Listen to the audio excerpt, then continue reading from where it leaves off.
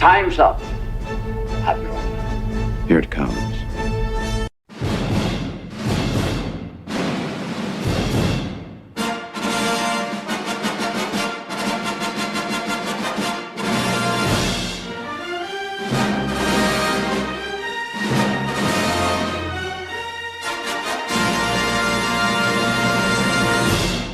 Fade in. If somebody's going to try to blackmail me with advertising, blackmail me with money, go f yourself. But go f yourself. Is that clear? I hope it is. Hey, Bob, if you're in the audience. What's the matter? Take yourself a great big bite of meat. Taste the pleasure of the highest quality pork around. Give me the meat and give it to me raw.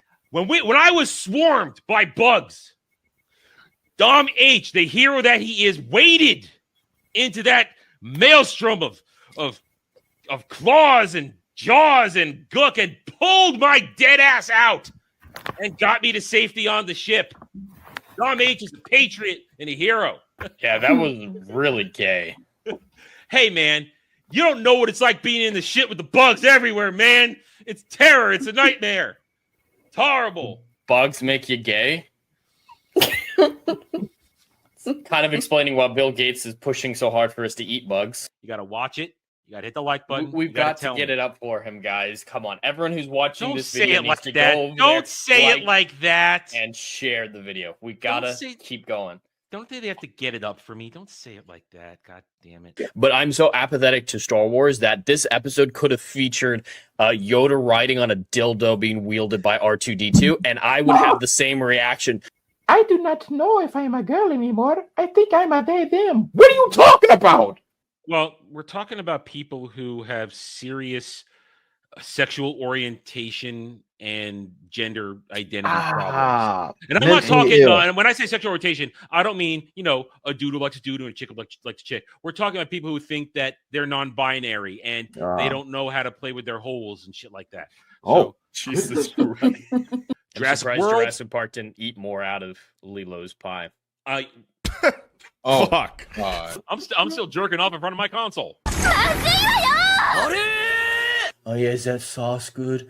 Oh, yeah, sauce is good.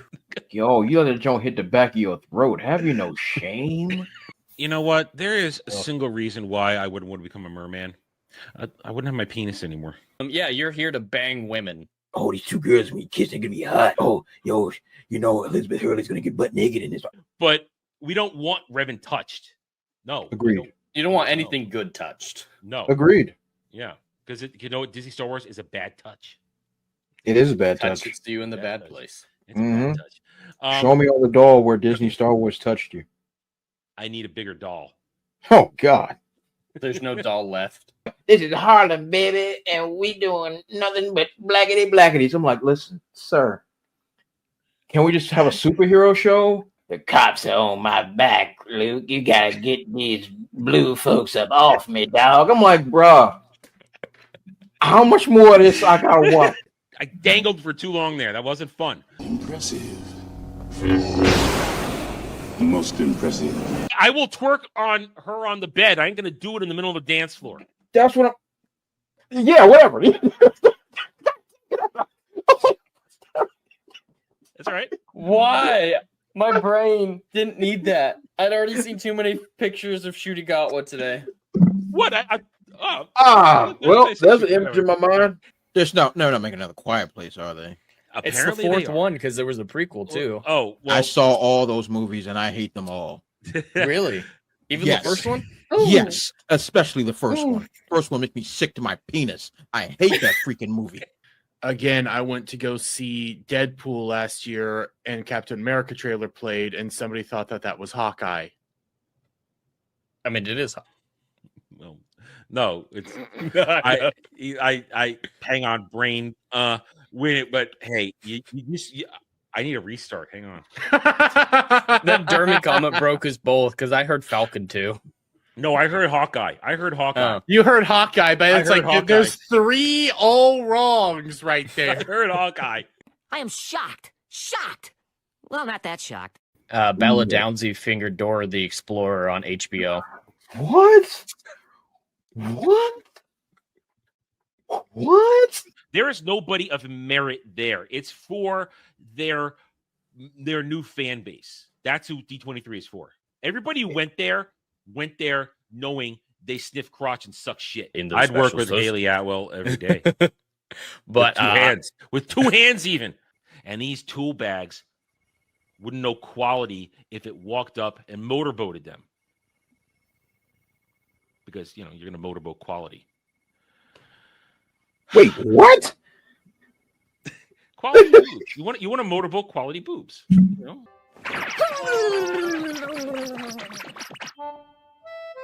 we go. All better now.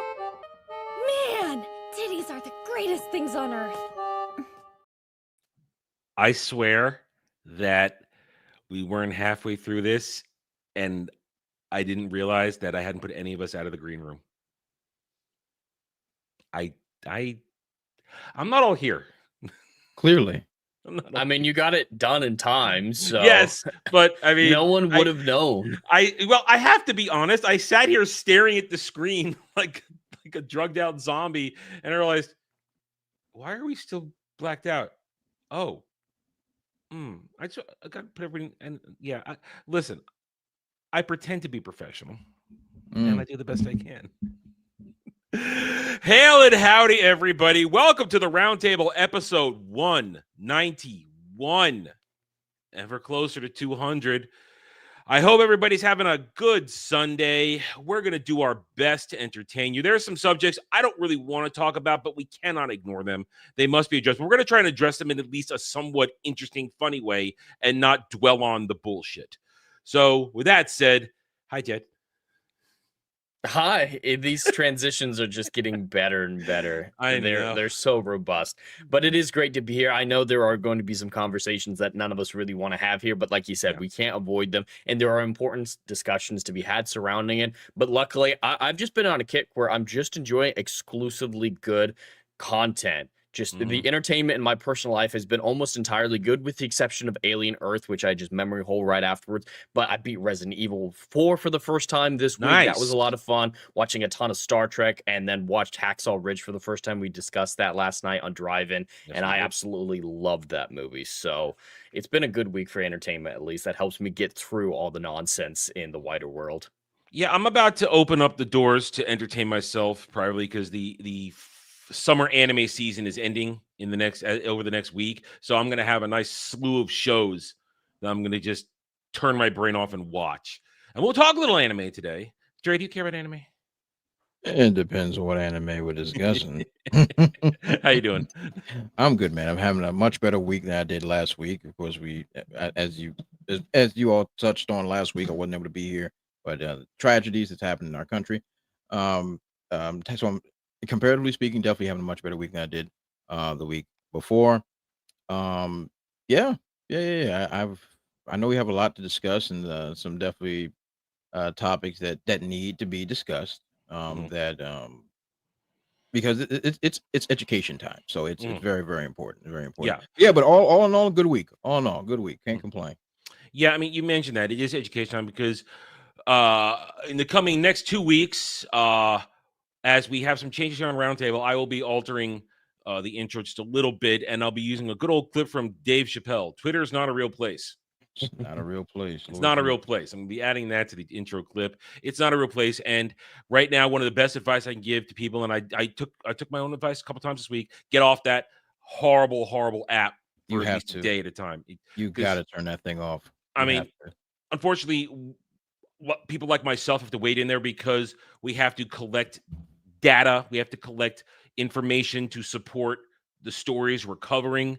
And sometimes a quick post is a great encapsulation rather than wading through an article. So I have to be on there sometimes, but you have to know when to pull the plug. Yeah, absolutely. You have to know when to pull it and get away from it. But we've seen, especially in the past 72 hours, a lot of people who don't have any education. They're dumb as fucking rocks. And I mean, we're going to talk about it on the list today. We're going to talk about Jimmy Kimmel. Jed brought this up to me yesterday when we were just talking post game after Drive-In, and I saw today, oh, magically Disney lost $4 billion because of Jimmy Kimmel, but there's not a single receipt out there.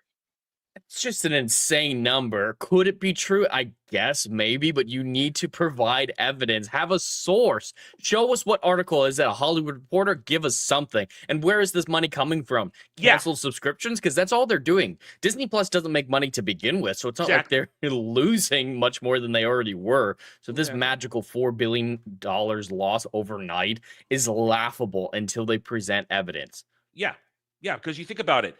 You said it perfectly. These subscriptions they're canceling, there was no money coming in anyway, so they haven't actually lost money. Two, I've been told the stock really didn't dip that far. It dipped, but not enough to lose $4 billion. And as we're going to talk about it, as we do the recap to lead it to where I want to go with the Kimmel discussion today, the real money that would have been lost wasn't lost because Disney bent the knee to their syndication partners. That's who they bent the knee to, not the government. That is correct. None of it. They bent the knee to Nexstar and Sinclair. And those are the things that will make ABC money. It's syndication where ABC can't possibly make money. It's not going to make money when it's put up on YouTube or anything like that, those clips. And so, they're listening to the money. So I'm guessing whatever Disney Plus subscriptions went away that weren't paying for anything are easily countermanded by whatever profits they maintained through these syndication partners. Yeah, exactly. So that's a preview of where that's where we're going to start when we get into the Kimmel stuff. So we have that. Then I'm going to do a little bit of victory lap, and I think you guys will appreciate. We'll take discussion. Demon Slayer, running the table right now. Number one movie in the country, kicking ass around the world. I saw it yesterday. Great. I went to the movies, Trey. I went to the movies. You. And I loved every second of it. I loved the movie. I hated going to the movies. Horrible. Can't argue with that. Horrible experience going to the movies nowadays. But I went to the movies. We'll talk about that. I'm not really going to review the movie. We're just going to do our usual bit of a little Sunday box office roundup, just for some comparisons. And then we'll branch it off to a discussion of why Demon Slayer is a success. Because as Dre said, it loves to say, it justified its existence and more for the remaining two movies. I'll just say this now. Its budget was very, very tiny. Sure. I can't wait till we jump into the numbers. They're extraordinary. It's a story. So we'll get into that. And then as a fallout from the tragedy of the other week, there has been a lot of stuff. A lot of it has bled into many aspects of the pop culture media world, especially gaming. So what I want to do today, as fallout from the Kirk tragedy, the assassination, the murder, I want to talk Ghost of Yote and the very interesting situation we have right now where it's getting a whole lot of protection on social media in the past several days. So we're going to dive into that a little bit, and we'll see where we are when all things said and done. Before we get started, hail to the chat and hail to good sir Alvin Strong, 32-month member message. My goodness, man. Thank you. God's healing blessings this day to the Kirk family entire. Prayers and vespers for the round table and her great nuts. So thank you, my good friend. And yes, today is the vigil for Charlie Kirk. I hope that everybody is safe there. They got a lot of security there. That I heard it say Super Bowl level security going on there. I mean, with what we've seen as the reaction from a lot of people not happy with Charlie Kirk, it's warranted. It's absolutely warranted. 110%. I hope everybody is safe there. People who have chosen to go there, I hope you're safe because it's a first come, first serve. You have to hand in all kinds of stuff before you walk through the door. So be safe. I hope that this brings closure that people may need. And then I don't want to say the world moves on, but life now moves on. And I hate this term because guys like Obama ruined it. We now move on with the new normal. Okay. Thanks, so, Obama. Yeah. Thanks, Barry. Go fuck yourself. Listen, I've been laying heavy on Barry all week. I had to. See that? Yeah, I had to. I was a reply guy this week. Blame on Barry. I mean, you blame Stargate getting canceled on him. So it's true. He ruined the DVD market. We would have had a third movie to bring Atlantis and SG-1 together. And Barry tanked the DVD market. Jesus Christ. I will never not say that. Anyway, hail and howdy to right now, I guess the mods in the chat. They're the one doing all the talking right now. And I see Huzzah Son of Jocks are in there. Anybody else just not chatting, hanging out? We're happy to have you here. We hope you're having a good time. Best way to show that, hit that like button. It's a nice, easy step. fight that YouTube algorithm who's being ash-hole to me this week. Big ash-hole. Was making gains and said, oh, look, you're growing again. Fuck you. No. Anyway, all right. So let's start off. I want to start with box office roundup. Let's do that because it makes me happy. And I think we're going to have an interesting discussion out of this. So Demon Slayer, Kimetsu no Yaiba, fantastic franchise. It took the anime world by storm, turned a lot of anime normies to anime hardcores a few years ago with the first movie, Mugen Train, which was technically the second arc or third arc in the franchise. And then they repurposed it to a season and season 2 with the Red Light District, all that kind of stuff. As an anime fan, I got into it fairly easily. I think it's a fantastic franchise, a lot of interesting character work. The idea that how dark and evil demons can be, but the demons in this world are corrupted and they lose their human memory. So they're as much victims as anybody else at times of both the human world and by the sole creator of the demons. But so Kimetsu no Demon Slayer Infinity Castle. It is now just to prep my fellow panelists who don't really give a shit about this. It is the beginning of the final arc. We're at the end game here. And they decided instead of making another season of television, they decided to make 3 movies to encapsulate the final arc. That means you're getting anime movie quality. That means it's like the best quality animation you're going to get. It's beautiful. Oh, it's a fantastic, beautiful look at. And we're going to get it over the next couple of years. Hopefully, they're going to release at least one every year, which would be fine by me. You can release one every year. That's fine. It's like releasing a season of anime every year. Because this movie's 2.5 hours, which breaks down to about 6-7 episodes of 20 minutes a pop. So it's actually literally half a season of anime in the movie. And it flows great. If you're a fan, it's fine. But in what is arguably now a weak American box office, can we agree that right now? American box office, really weak. Yeah, I don't think that's debatable. This year has been fairly pathetic. Any movie that breaks even, all the profits go to paying for the studio's other failures. Yes, exactly. I don't know if any studio. How many studios are in the red or in the black? Excuse me.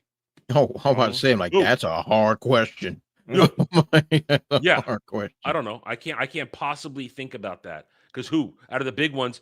Let's see.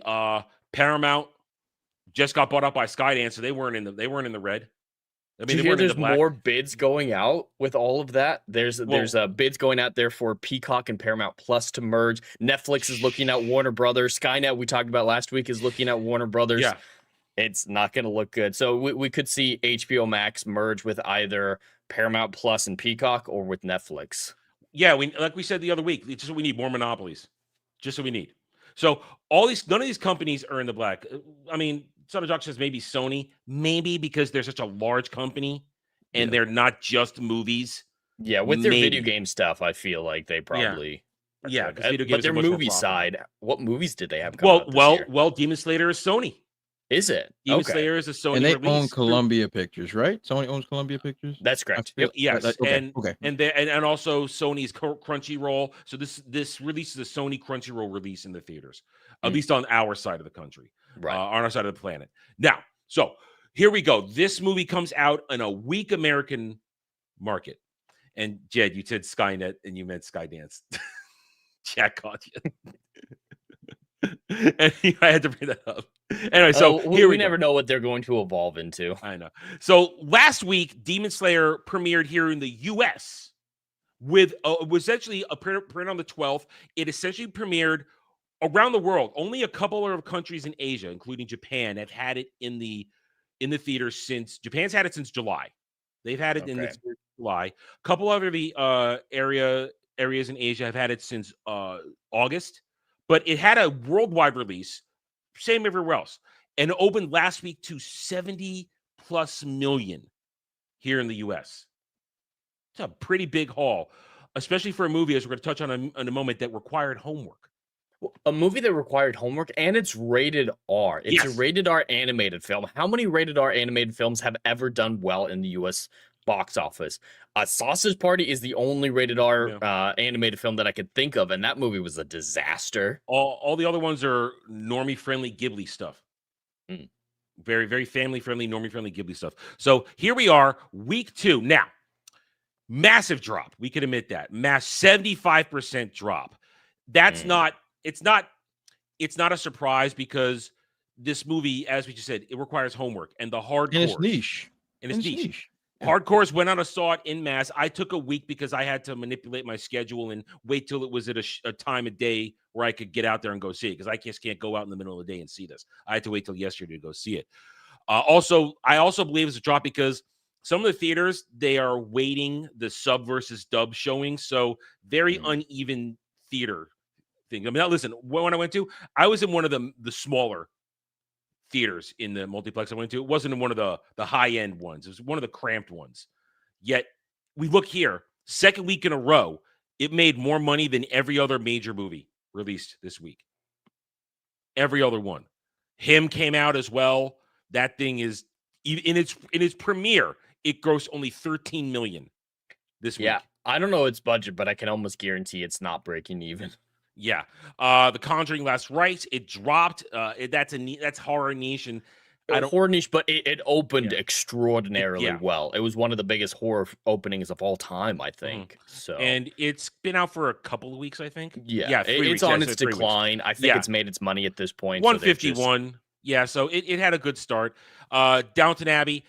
It came out last week. It's the end of the franchise, and it doesn't have the pull it once did. I'm excited to get to. I'm going to wait till it comes out on streaming. That requires a lot of homework too. That's a lot of homework too. So that's for fans of it. And I know that my own mother will rewatch everything before she does it. She does a Christmas watch. That's one of her Christmas rituals. She rewatches the whole thing, and then she'll watch the final movie then. So. That great point. That requires homework, and that's a niche audience, a specific audience to give closure. And this is the end. The guy in charge of it, I forget his name suddenly. He says it's the end. There is no more. It is a conclusion to this story. So that's come out. And everything else here, kind of either very niche re-release of Toy Story. Gee, I thought if they re-released it, it was going to have a very big pull. No. Disney's just begging for any money they can get their hands on. No. So here we go. This is where we are now. So let's take a look directly at Demon Slayer's numbers. 104 million in 2 weeks for a movie that required homework. Jed, I told you what the budget was yesterday. Look at the Dre. What do you think the budget is on this movie? It's got to be super low. I'm thinking maybe 35 to 50 million tops. If we were playing Price of Right, you would have lost. Oh no, 20 million. No shot. 20 million. The success in America alone has paid for this movie. 100%. That's a $555 million. Am I reading that right? Yes, sir, you are. You are reading that right. And I don't think the marketing budget, I don't imagine, was very high. Let the old man get his glasses on. There was barely any marketing here. The marketing consisted of a trailer and probably X ads, because that's kept coming up on X all the time. I just want to point out here that a film that required a ton of homework, a foreign film that more than half the showings were in a foreign language. 60 episodes worth of homework, Jed. 60 episodes worth of homework in a niche franchise, in a niche genre or medium in the United States. It has now worldwide grossed nearly as much as Superman, a movie that requires no homework, except for Peacemaker, but who gives a shit? No one's watching that. And yeah, nearly as much. And the net is just far and away superior. This movie's made this for UFO Table, the studio that makes this, and for Sony when they get their cut. This is made $500 million. It's made about $450 million because its break even was around 60. I don't know how exactly it's going to work with Japan, but we're going to play by our rules for our understanding. Its profit is almost at $500 million. Any movie who gets a fifth of that is happy. This is an extraordinary level of success, and it's just laughable that Superman, of all things, couldn't compete with Demon Slayer. Even in the U.S., that domestic isn't bad for Demon Slayer. Oh, it's fantastic. Especially for the budget. Adjusted for inflation, it is now the number one anime movie released of all time, even adjusted for inflation. It won hands down because it's a great series. It's really, like I said, the character work is fantastic. There's so much emotion, but you need the homework to feel it. You can't just walk in this movie. When did it start? Oh, is it like a decade ago? Oh, no. It's only about 5-6 years old. Is that it? The anime has only been out for about 5-6 years. It started. So it really took the world by storm. It did. The manga was out a little bit before, Mm-hmm. because the manga's been finished for years. The manga's been done for years. They've just been carefully planning out and releasing this to maximize it. Let me just check here real quick. Demon Slayer anime premiere. No, not that. Demon Slayer. Demon Slayer premiered. Total of 63 episodes, 4 seasons, now including the movie. 2021 is when the first episode premiered. Oh, so the manga had been out probably for a year or two prior, because they let the source material build up, and then if it's winning in the manga market, then it's like, okay, you get anime, you make money now. And yeah, so this is a 4-year-old franchise that's existed for, let's say, 5 years with the manga, is destroying a Superman movie, a character who's been around for almost a century and one of the most profitable characters in cinema and comic book history. This is embarrassing. Oh yeah, it is. Now we look at this right here. Of course, the international box office, it made $213 million in Japan since July 18th.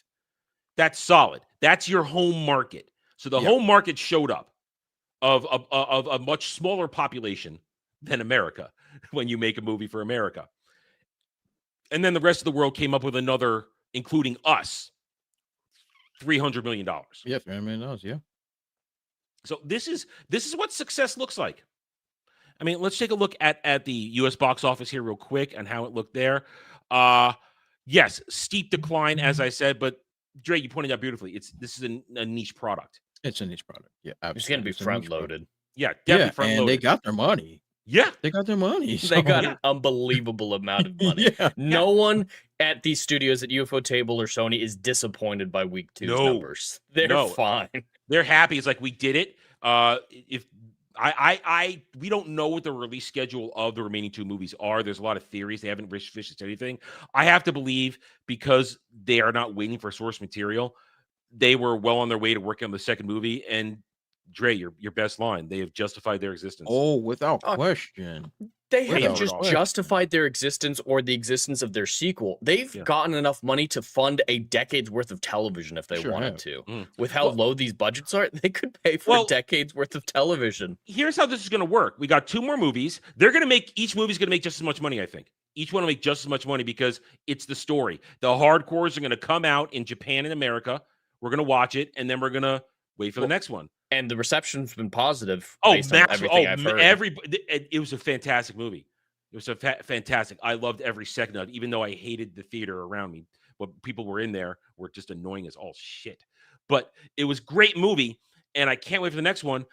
But here's the thing, too. Once all 3 movies are done, okay, then we've got Blu-ray sales, which Japan loves to collect stuff. They'll buy it there, and we love to collect that. But then also, they will re-air it. I guarantee they will repackage all 3 movies as a full season of television or 2 seasons of television in Japan.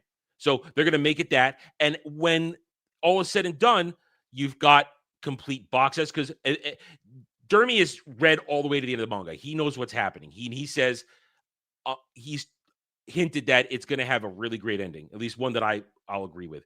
It's going to end. People are going to love it. What's going to happen? They're going to, I am definitely going to, because this if it fulfills all my criteria, when it's fully released on physical media, the complete series, I'm going to buy it in a nice, fancy, all-in-one box. We used to call them box sets. Now they're just small little things, but I'm going to buy it. I'm going to put it on my shelf in a place of honor.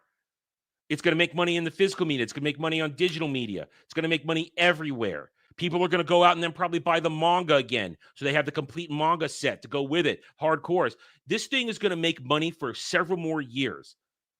The mangaka who created this, I think it's a woman. I think she's going to be rolling in the money. Sony's going to be making money. UFO Table is going to get their cut. Everybody's going to be happy. And all you had to do was please your core audience. Radical idea. Please your core audience. Don't change anything. Because as I said, Dermy has read this in the manga. He said, it comes right out of the manga. There's no changes. It's right out of the manga. We're all happy. All you got is positivity being spewed left and right. And then it's just going to make more, and it paid for easily the next 2 movies. Costs are not an issue. Go make the movie, make more money.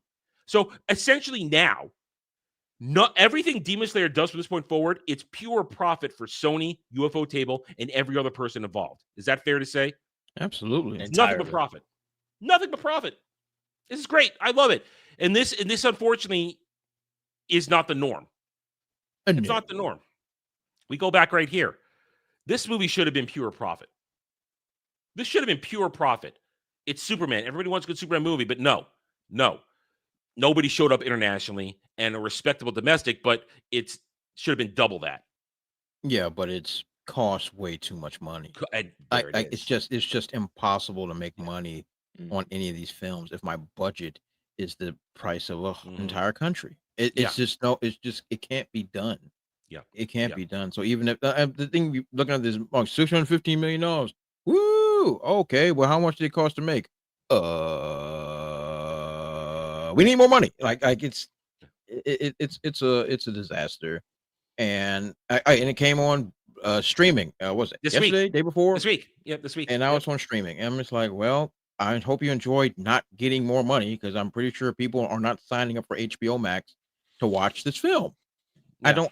That's not a thing. I don't know why people believe it's a thing, but it's not a real thing. This is a mitigated disaster. The numbers are gaudy, but they mean nothing because it costs too much. Yeah, and this is what success looks like: $20 million, 100%, giving red meat to your fan base, and then hearing nothing but positivity, and everybody's hungry for the next one. And all you got to do is crank them out. I'm hungry for red meat. I will agree with that. Anyway, so there it is. I just wanted to touch on this because this is how you do it. This is how you treat your fan base. Don't worry about trying to win over normies and people who aren't interested in your stuff. Exactly. That's win over who's already there. Yeah. Whoever's already there, satisfy them. Give them what they want. Give the people what they want, and they will come. It's not rocket science. I know we've said that maybe 500,000 times over the years, but it's the reality, and this proves it once again. Give the target audience what they want, and they're going to come and give you money. And then we're going to be your biggest cheerleaders. Yep. I have done nothing but praise this movie on stream, on my stream, on other streams, and right now on social media, I've done nothing but say how good this movie is since yesterday. Because while I said I loved the movie and hated going to the movie theater, that doesn't change the fact that this is an outstanding movie from beginning to end. And it takes a lot of restraint not to go to the manga and see what happens, because I want to know. But because I prefer anime over manga, because I like to see, especially in this one, which is an action-oriented franchise, I want to see those fights. You want to talk about brilliant choreography. Oh, man. This is top tier. And as I said, it's movie animation. So it is just beautiful to watch. And I loved every second of it. So I recommend going to see Demon Slayer Infinity Castle Part 1 while it's still in theaters. I recommend it. And listen, my ticket price went down. I only paid $13 yesterday. So it wasn't the $15 to $20, $13. But still, hey, I remember when it was $5 and change. It still hurts. Man. But either way, this movie is worth your time if you are a fan. And if you aren't a fan or you're curious about it, go watch season 1. Go watch season 2. And I say season 2 because they adapted Mugen Train into the full season 2 arc. Go watch season 2. Then watch season 3, the Sword Village arc. And then watch season 4, the training arc. And then boom, you're ready for this. It's a lot of homework, but it's good homework. You're going to be entertained. You're going to be entertained. I highly recommend it. Go enjoy it. Go support this movie. Or if you want to wait, just wait. But either way, it's a good time. You will not be disappointed. There we go. There's our positivity for the day. There you go. Wait. I do have one gripe. I forgot about it this week. What? I went on a bender. Me and my son, we were chilling, right? And I was like, I want to turn my brain off and just have something on. So I decided to watch the Michael Bay Transformers movies.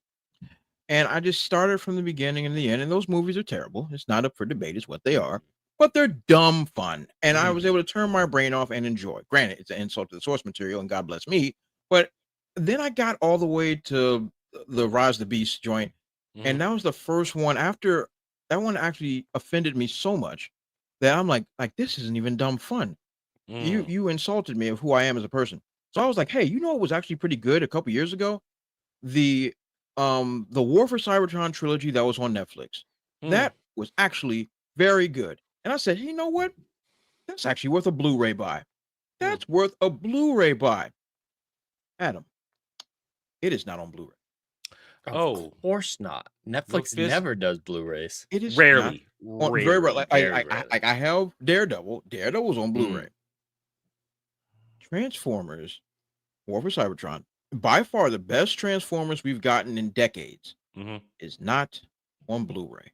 I almost flipped out. My son looked at me like I just ate something detestable. He was like, he looked at me like, why are you upset? I said, you don't understand, son. You don't get it. I wanted to actually buy this joint because it was actually good, and I was going to share that with him. But now I'm upset. I don't know why I just have a flashback of that, and I was like, man, that was really that blew my day. That blew my day. I can make sure little man's looking like, I don't know you well enough to understand this. Like, Daddy, you're usually not like this. I'm tweaking. Don't tell your mother. Don't tell your mother. I'm tweaking. Well, I at least am glad that you watch Rise of the Beast or whatever, because that's the only one of the movies I haven't seen, and now I just know I don't need to. Oh, it's bad. They had a chance with Bumblebee. No. I like Bumblebee. Well, they had a chance. I hate that movie. I mean, they had a chance to reset it, and it failed. I didn't hate it. I was okay. I saw the one time. I only watched it one time, but I mean, I didn't hate it. But you didn't like Transformers 1? Come on. That reset the franchise beautifully. But it was such a good movie that didn't make money, everybody. I didn't watch that one either. Oh, right. I forgot the about animated that piece one. of trash. They glazed the hell out of that movie. I still see people tweeting about it like, oh, this is one of the most emotional moments in theaters ever. No, it wasn't. Megatron's heel turn is the dumbest thing I have ever seen. He turns on Optimus for no reason at all. We were brothers once. And then just let him die like I hate. I'm like, what? Whoa! I hate that idea that Megatron and Optimus were friends. Well, everything has to be connected. Everyone has to know each other. Every villain has to be familiarly connected. There's just so much coincidence. It pisses me off. Yeah, dog water is what it is. Yeah, but that sucks that you can't get it on physical media. That does. Yeah, suck. that's terrible. It's terrible. Well, listen, physical media.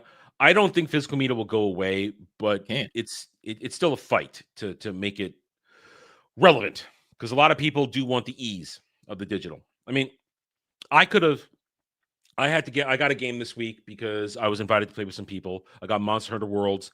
I could have downloaded it. Oh, nice, Monster Hunter World. I've been playing that a long time. I like that. Well, no, Worlds. Oh, no, I'm sorry. Wild. Oh, the sequel. Wild. It's the new ones. Oh, okay. The new ones.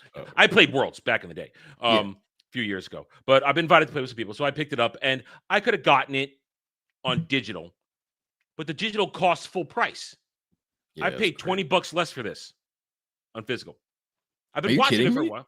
I got it for $20 then from initial release price, $20 off. That's wild. I've been watching it carefully, and I was like, okay, I'm gonna pull the trigger on it. But if I have the choice, I will always get physical media for a game. I mean, dude, it took me 3 months before I got my copy of Lunar.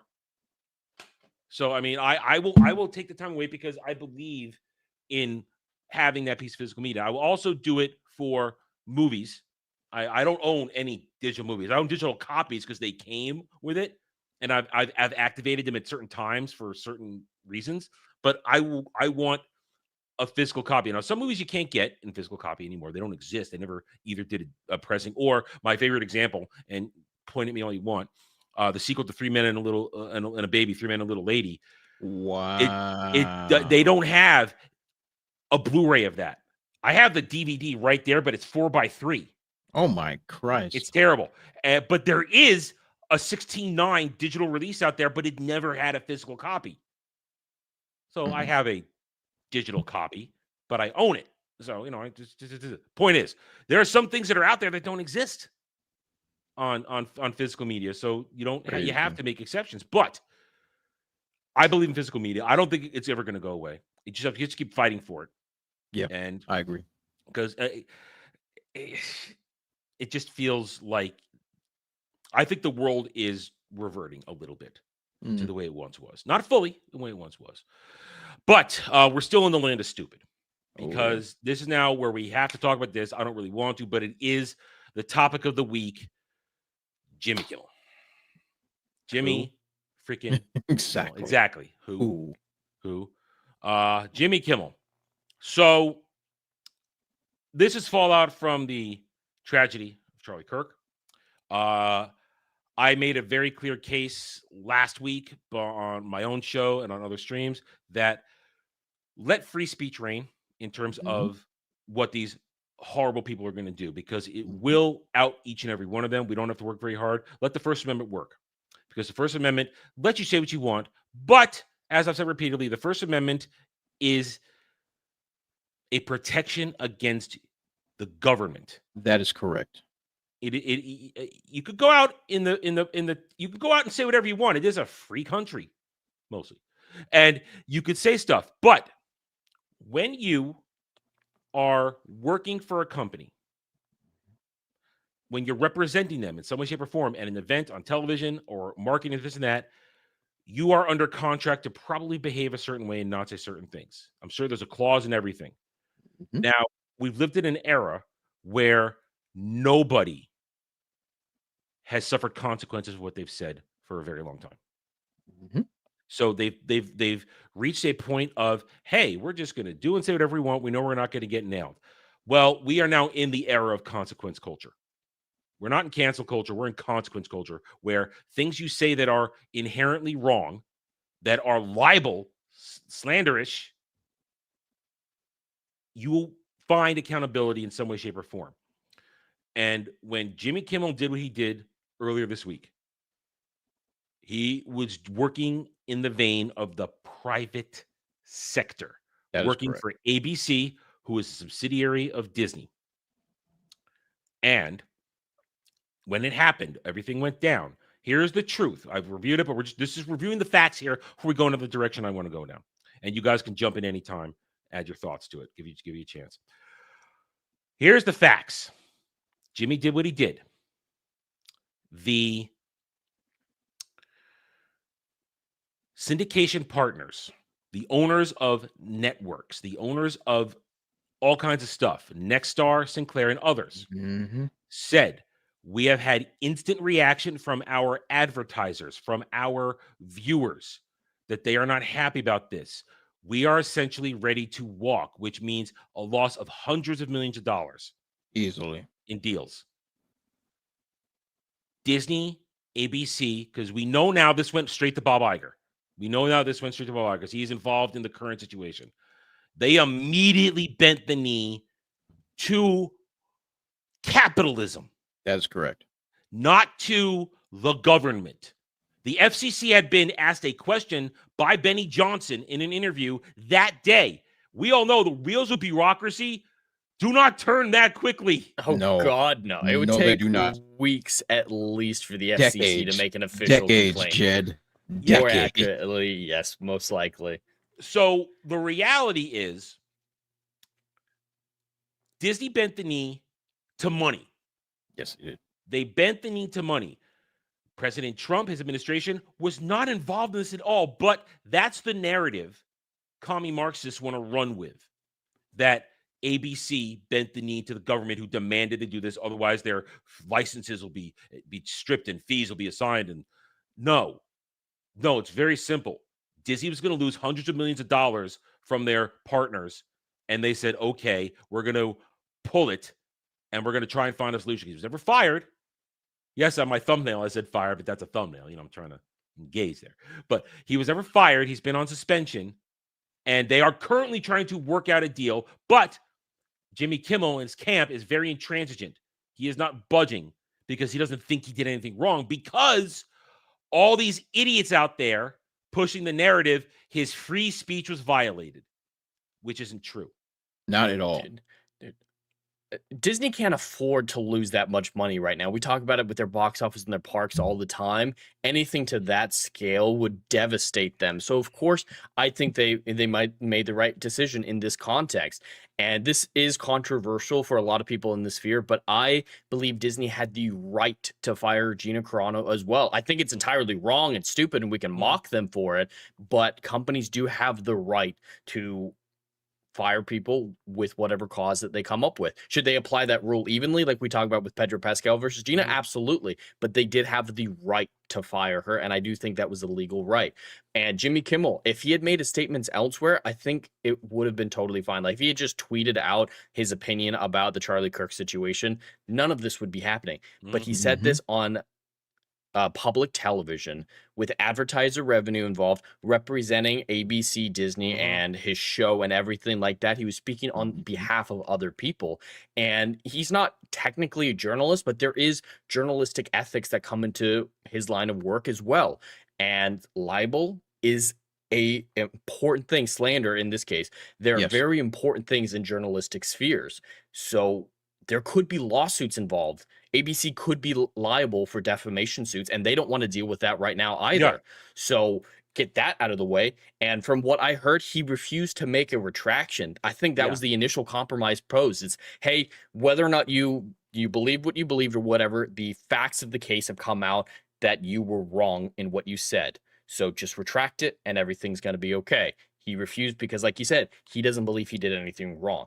And I think the most important thing about this entire thing is the fact that his viewership was so terrible that everybody involved was looking for an excuse to cancel the show. Just like with Stephen Colbert. It's not about the free speech. It's not about the political string pulling from the U.S. government or anything like that. He did something that opened them up to lawsuits, that opened them up for advertisers to pull out, losing Disney money, and he doesn't make enough money on his own to counterbalance any potential loss. He costs $15 million a year for him, his contract, not just to show his contract is $15 million a year. And Dre just said it. Nobody watches the show. It has a 1.4 overall and a 100 in the key demic 1849. Only 129,000 people watch him on a nightly basis. They should have canceled him already, but he was being protected. Yeah, he was being protected. And like back in the day, I was not a good student in school, but there was one subject I was very good at, and that was U.S. government. I am very good at U.S. government. First, because I'm black, not because I'm just some colored, but my grandmama told me, like, son, you's a black boy in America. You bets to know the law. That is what my grandmama taught me when I was a kid. So I took U.S. government very, very seriously. And the idea of free speech, Adam already touched on it. Free speech is to protect you from the government oppressing you. That is what the First Amendment is for. It's got absolutely nothing to do with the private industry. I'm going to repeat myself. It's got nothing to do with private industry. There are things within companies, like I used to work for Cinemax Media, aka Bethesda Studios, for a decade. You know what I had to sign? It's a little something called an NDA, non-disclosure agreement, meaning if my black tail start talking about the secrets, I'm going to jail. Okay? You can get sued too. Go to jail and get take your money. Exactly. Be hung upside down by the ankles, tarred and feathered. 110%. That is not an attack on free speech. That is a criteria that this company has for their employees. If I violate said NDA, the consequences will follow. ABC, Disney, and all the other shadow corporations that are behind that have rules as far as NDAs or whatever clauses they have. There's clauses in all those contracts. Network. And if in their network you do something that violates that clause, this is not a free speech issue at all. It's not even close. You broke the rules of your company. And they decided to take action against you. If you violate the contract, you're done. You said some off-colored things that were completely inaccurate, and then the constituents that hold the MONEY said, get this white boy off my television, because you're affecting my money. Not to mention, there's no freaking advertisers that will even touch freaking late night at this point. Only thing they can advertise is like, what's the joint? Cialis and whatever else the old people medicine. That's all they got. They can't. You see Bounty are showing up in late night? No No, Charmin, not no at all. Bounty, none of that. No, not They're at gonna all. get it down to like one host, one late night show, and get rid of everybody else. They need to bring Late back night's on- Conan. it's on the Conan way was the out. only one talented enough, or just all Yeah. those shows. Yeah, I mean, They well, all need to go. I haven't watched late night since Jay Leno. Okay, so Wow. I don't like Jay Leno. Even then, like, I mean, I still thought he was entertaining. I don't think it was very funny. I thought it was no, entertaining. I didn't find him funny either. But all these schmucks, they're just mouthpieces for the powers that be. But now that's not, as Adam, you put perfectly, it's no longer being protected. You can't just come out and just say whatever you want without any basis, especially when you're dead wrong. Now there's consequences. Adam, once again, eloquently put, it's consequence culture time because you've done something horrible that violates the sanctity of your contract, not to mention showing you what kind of human being you are, but that's a different story. But you have violated the contract that is set from ABC to Disney to whoever else and so on and so forth. You got what you got. And the idea that people, and this is what hurts me the most. Once again, just like last week, we had a whole reign of ignorance. Mm-hmm. And now we're once again in a different reign of ignorance of people and celebrities, of course, and all these people that know nothing about how the government very works. large list of people who don't know a goddamn thing right now. Nothing of how your government actually functions. Are like, this is an attack on free speech. If you can, you morons, they're morons. I had not an attack on somebody free speech. I had somebody come in on Friday in the middle of Daily Dive because I titled my stream, I Do Not Stand with Jimmy Kimmel. They said, if you don't stand with Jimmy Kimmel, you're anti-American. Just came in there. Now, I roasted the hell out of them. The chat had their way with them. And they ran away. They ran away like a coward, didn't see anything else. Point is, no, I am very pro-American. I believe in the Constitution. I believe in the actual execution of the First Amendment, the defense of the Second Amendment, defense of the whole Bill of Rights, which protects us from our government. And I am all for Jimmy Kimmel's free speech because Jimmy Kimmel at any time could, as Jed said, he could post something on X under his private account that doesn't say anything ABC on it. That says because you know, it's all those people, they always say in their profiles, these comments are mine and mine alone. They are not with the disclaimer like that, he'd be totally fine. He could go on his YouTube channel, which nobody watches, and say something there. He could go out into the middle of the street with a privately owned camera crew and put on a statement show. That is, he has all the freedom to do that. But guess what? Nobody's watching. And I'll give you an example. I'll give you a modern day example right here, right now. Stephen A. Smith, for people that don't know who he is, he's been on ESPN for decades. How he's the most powerful man in sports media now, I don't understand. It's unbelievable. His rise to power has to be studied. But Yes. Stephen A. Smith, he's had a show called First Take on ESPN for many, many years. He is pretty much the voice of ESPN. Yeah. He knows good and well that there are certain things he cannot say on ESPN. He started his own YouTube channel, has his own network, in which he then expresses his own personal feelings and beliefs. And when he first started the stream, he said, this is not about Stephen A. Smith, the ESPN employee. This is about Stephen A. Smith, the person. And this is the way I express myself and what I believe. And he has said some things that definitely cannot be said on ESPN airwaves without question. So you see that the attack on quote unquote free speech is not real. Bullshit. Because we actually have examples in our modern day of celebrity figures or people with voices that are in the public sphere on major, and not to mention, once again, ESPN is an ABC / Disney network. Same company. It's the exact same parent company.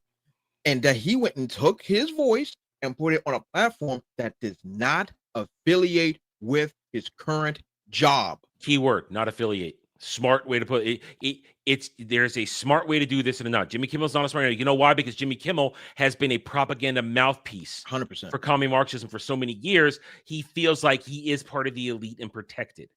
So he thinks I can get away with anything I want. I'm so special. No, you're not. You're not special. You're especially not special because one thing, you mentioned it. Stephen A. Smith, for everything, he makes money for ESPN. Oh, he does. He gets paid a lot of money, Oh, yeah. but he earns his keep. Yes, he does. He earns his Yes, keep. he does. And he was smart enough to say the right things this week and not getting. I saw he said stuff. He's like, yeah, he perfectly danced around it. He did when for his public statement. He knew how to. He knows how to play the game. Yep. Because he's a businessman and he understands his own brand. Jimmy Kimmel's not. Jimmy Kimmel's been propped up for a very long time. Late night has been propped up for a very long time, and it's become a mouthpiece of propaganda. We mentioned earlier Stephen Colbert, who won his participation trophy last weekend, got that, and let us not forget how he told us to get a certain jab with a dance number. That's so bad. Let us not forget how all these guys are propaganda mouthpieces for everything that's gone on for a long time. So what happens here and now going forward, I'm going to ask you this question now as we transition to the next part of this. Or at least think about it as we move to the next part. What do you think Disney's final move is going to be? Don't answer me right away because we got to talk about now what's happening to Disney. This is where it gets funny. This is where it gets fun for us. Those of us who are, raise your hand if you're anti-Disney. There we go. Let's wait, delay there. Like, don't do this to me. All right. We do not like what Disney does. They have butchered our franchises. They have insulted us. They have ruined careers. They've ruined everything for so long by gobbling up everything, by becoming the monopoly they have for the past almost 20 years now. Disney's getting what they effing deserve. Because what's happened now is we don't support Disney, or at least as little as we can. Sometimes we have to in order to do the job, but we don't support them.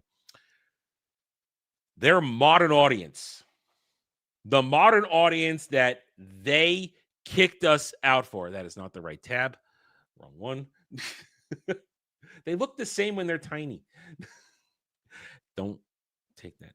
Anyway, Disney has crafted the modern audience to replace us.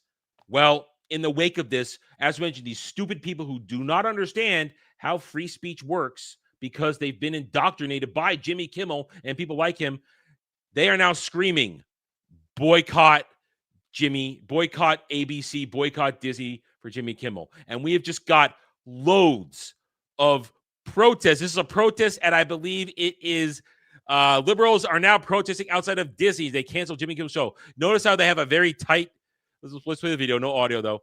Very, very tight camera shot to show that there's not a whole lot of people there. Yeah, all 8 people that's there. Yeah, but now they're doing what they do best. They're protesting.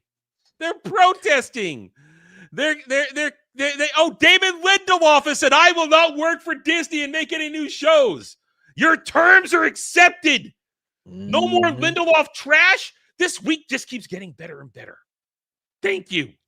They're all so fucking stupid. All right, we're winning here with all this. I'm more than happy to see Disney burn. They cater to the audience, like he said, and they're reaping the consequences of their own actions because this audience that they've catered to has always been fickle. They've never actually cared about these franchises. They're not investing in it like the real fans have for decades with the physical media and everything else that you've been talking about.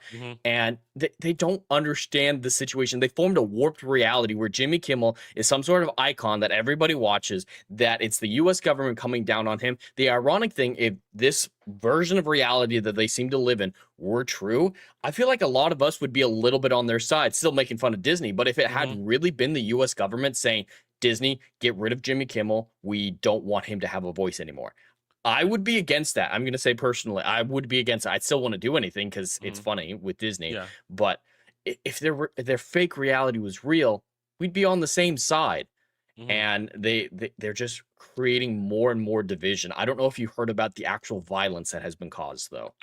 The shooting at the ABC station. There was a shooting in Sacramento at an ABC station about this. These people, they don't understand how to make a point without violence half the time, it seems like. All right. It goes back to my topic from last week. I mean, Dre, you weren't here. I coined what's going on. This is all attached to the normalization of evil. These people 100%. have been normalized to think evil is good and their actions are good. So, of course, they're going to respond in all these ways. Of course, they've been indoctrinated for all this stuff. They're going to think that Trump did it. And they're going to say, we're going to cancel this, cancel that. You're a drop in the bucket. What you're doing is man anything. But we have over here, seeing a lot of posts like this. Sold my Disney stock, unsubscribed from Hulu, Disney Plus. Will pledge that $30 to PBS every month. That said, hey, there is no more PBS. PBS is dead, man. Who is this? I don't know. I don't know who these people are. That's the question. Who are these people? But they want to talk about speak with your wallets. We got called all kinds of names when we said speak with our wallets. Yep. Because back then it was you had to support Big Corpo because they were doing everything you wanted. It keeps going. Time to boycott Disney. Unsubscribe from Disney Plus, Hulu, AB. You can't unsubscribe from ABC News. It's a publicly broadcasted network. You fucking morons. Oh, I hope Avatar 3 sees the damage. Oh, God. I wanted that movie to fail so much. It's not going to. That would be glorious. Yeah, if it takes away $3 billion away from that, $4 billion. I'd be okay with that. That's all it's going to do. But the comparison here is very important because it's more in the political sphere than the pop culture sphere. But when the whole Bud Light situation happened, was there people campaigning? Were people protesting outside of Bud Light plants or anything like that? Those factories, breweries, or whatever. No, it's just people are like, yeah, we're not going to buy Bud Light, and that was the end of it. That was voting with our wallet, and it was casual. This is finding people and saying you must vote with your wallet. Yeah, it's obnoxious and it feels targeted. I can't. I can see in the near future them looking for people still paying Disney money and say, "Oh my God, you pay Disney money." It's cancel. Then it goes back to cancel culture. They're looking for a reason to turn you into the villain. Where we're just pointing out villains because right now this whole thing, I stand with Jimmy Kimmel Live, all this stuff. These are people who think a multimillionaire who has a very comfortable lifestyle, who, even if his show gets canceled, will still be a multimillionaire. They think his free speech is the same as a man getting murdered 2 weeks ago. Yeah, these people aren't well. And I missed being here last week, but that, like you were saying about the normalization of evil, these people are not well mentally. No, we've covered this several times. These people are not well mentally. When you say for years that, oh, this person is the next mustache man or the next Mussolini or the next fill in the blank evil person in the world, a lot of these people really believe that. A lot of these people convince themselves in their minds that I'm going to stop the bad guy. And how can I stop the bad guy? I'm going to go and do something violent and heinous and destructive. These people are not mentally well, and the base that these individuals are that the people that are in charge are playing to, it's very, very sick. That they're targeting these type of people that are not mentally well. They're not mentally well. Now, on the flip side, I think this is kind of hilarious. Oh, it's glorious! It's glorious. Look at this next one. There's my favorite one of all of this. Did you even watch Andor? What's that got okay, to do with okay. price of Well, gas?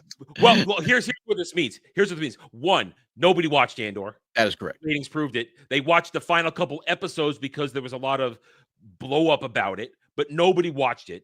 And two, this just kind of proves my point. Tony Gilroy and everybody involved in that wrote it to speak to these broken individuals with their deranged ideology. They wrote it specifically to speak to them.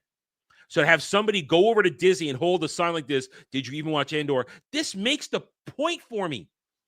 They are all politically motivated. They don't actually care about Star Wars. They don't care about anything. They care about something that is preaching their warped values. And Dre, you said a good point. How we are different. What they're saying, like we agree to this point, how we want to cancel that, and we have the meme here: boycott Disney, good old predator fist unification, liberals, conservatives. No, we are not the same. Our boycott of Disney is for the destruction of our franchises, for the Art. attacks on people, for the pushing of indoctrination agenda into our stuff. They're just unhappy because one of their talking heads got busted. And that's the part that that's the part that's really, really hilarious. Now I like the fact that somebody thinks that the two sides are working together. That's very, very cute. But the reality of the situation is, this was never a liberal conservative issue. This was an attack on art form, and the art form has been violated sexually in front of us for a long time, and we keep telling them stop the butt play, and they didn't stop. And so we walked away with our dollars. Now that now they're making this a political issue. This is not a political issue. You all were praising Disney for all their first cut your penis off stuff and all that other nonsense and blah blah blah blah blah. Now that has come to an end, and now you wish to boycott Disney. Granted, I think that's great news. Yeah. Personally, I want to see Disney go the way of the dodo and let something else take its place. Praise white Jesus. I want that joint to be gone. I've seen enough. I've heard enough. It needs to go. Now, here's my thing. I am no liberal. I am no conservative. I'm apolitical. I've made that perfectly clear several occasions. I want to see all of this work. I want to see Disney fall. Yes. And if this is what it takes for Disney to fall, I'm going to sit back with my popcorn, with my Corona, with one lime, and watch the freaking show. If this was like, it's not like these people are waking up to anything. They're just mad. Yeah. They're just mad. Like, yeah. This isn't an unplugging from the Matrix situation. No, it's not. They just so happen to use the Matrix for the right reasons, essentially. Yeah.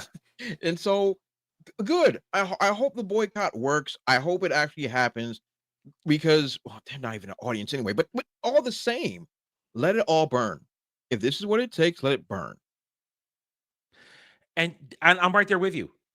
But I just repeat, we are not the same for all these reasons, because they are just angry because one of their mouthpieces are gone for the moment. We're angry because, as you said, the art, the things we love are forever tarnished.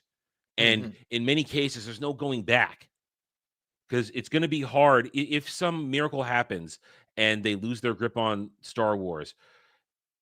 It's going to take, if it's possible, Herculean efforts over time to make people forget about Disney Star Wars and convince them it didn't happen, it wasn't real, that it wasn't legitimate.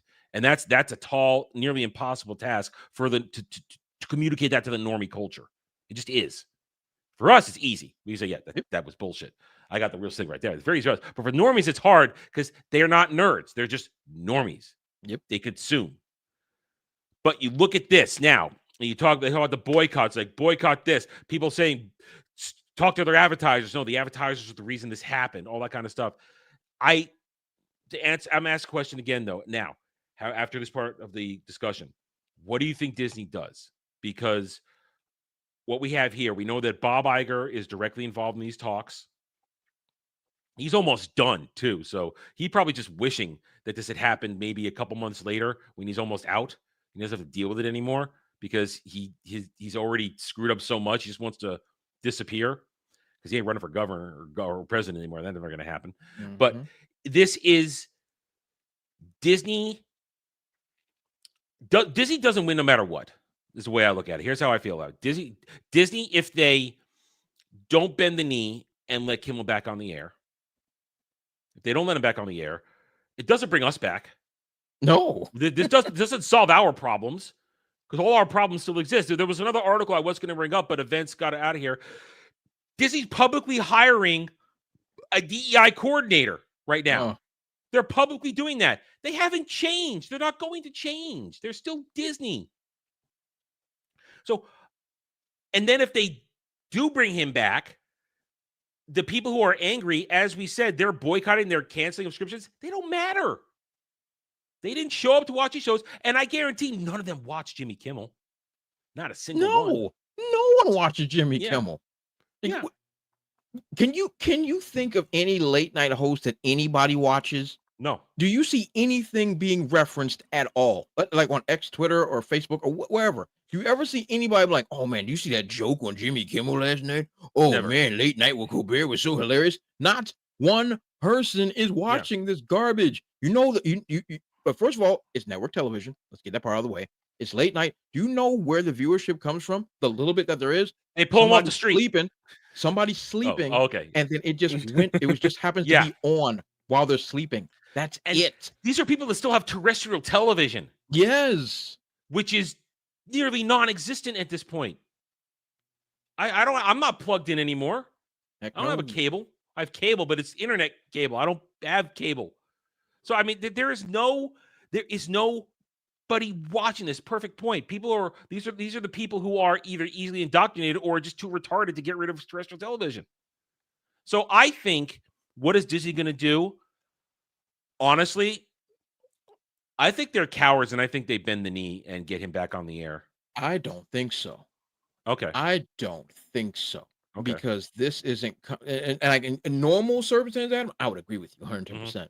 But this time, it's different because this is coming from the money people. Okay. This is coming from the money people, and the money people. I don't think that, in my personal opinion, I don't think they really gave a crap about what he said. Honestly, I don't think they cared. No, but of course I not. think this was their out on getting this moron off the air. His contract was up next year. He was done anyway. 100%. I think this is their chance to cut the fat and be able to save some money. Just like, was that Colbert is done? He's done, right? He's just running out the time. Yeah, because he's already done.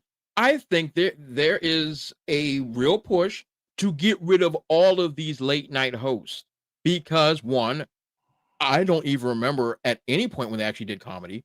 In my personal opinion, I don't remember. Did they ever do stand up? I don't know. I really don't know. They're never funny. Yeah.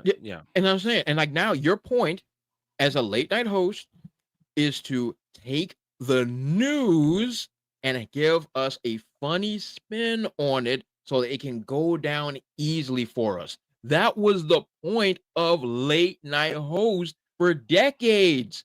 When it became a mouthpiece of you better get the jab, or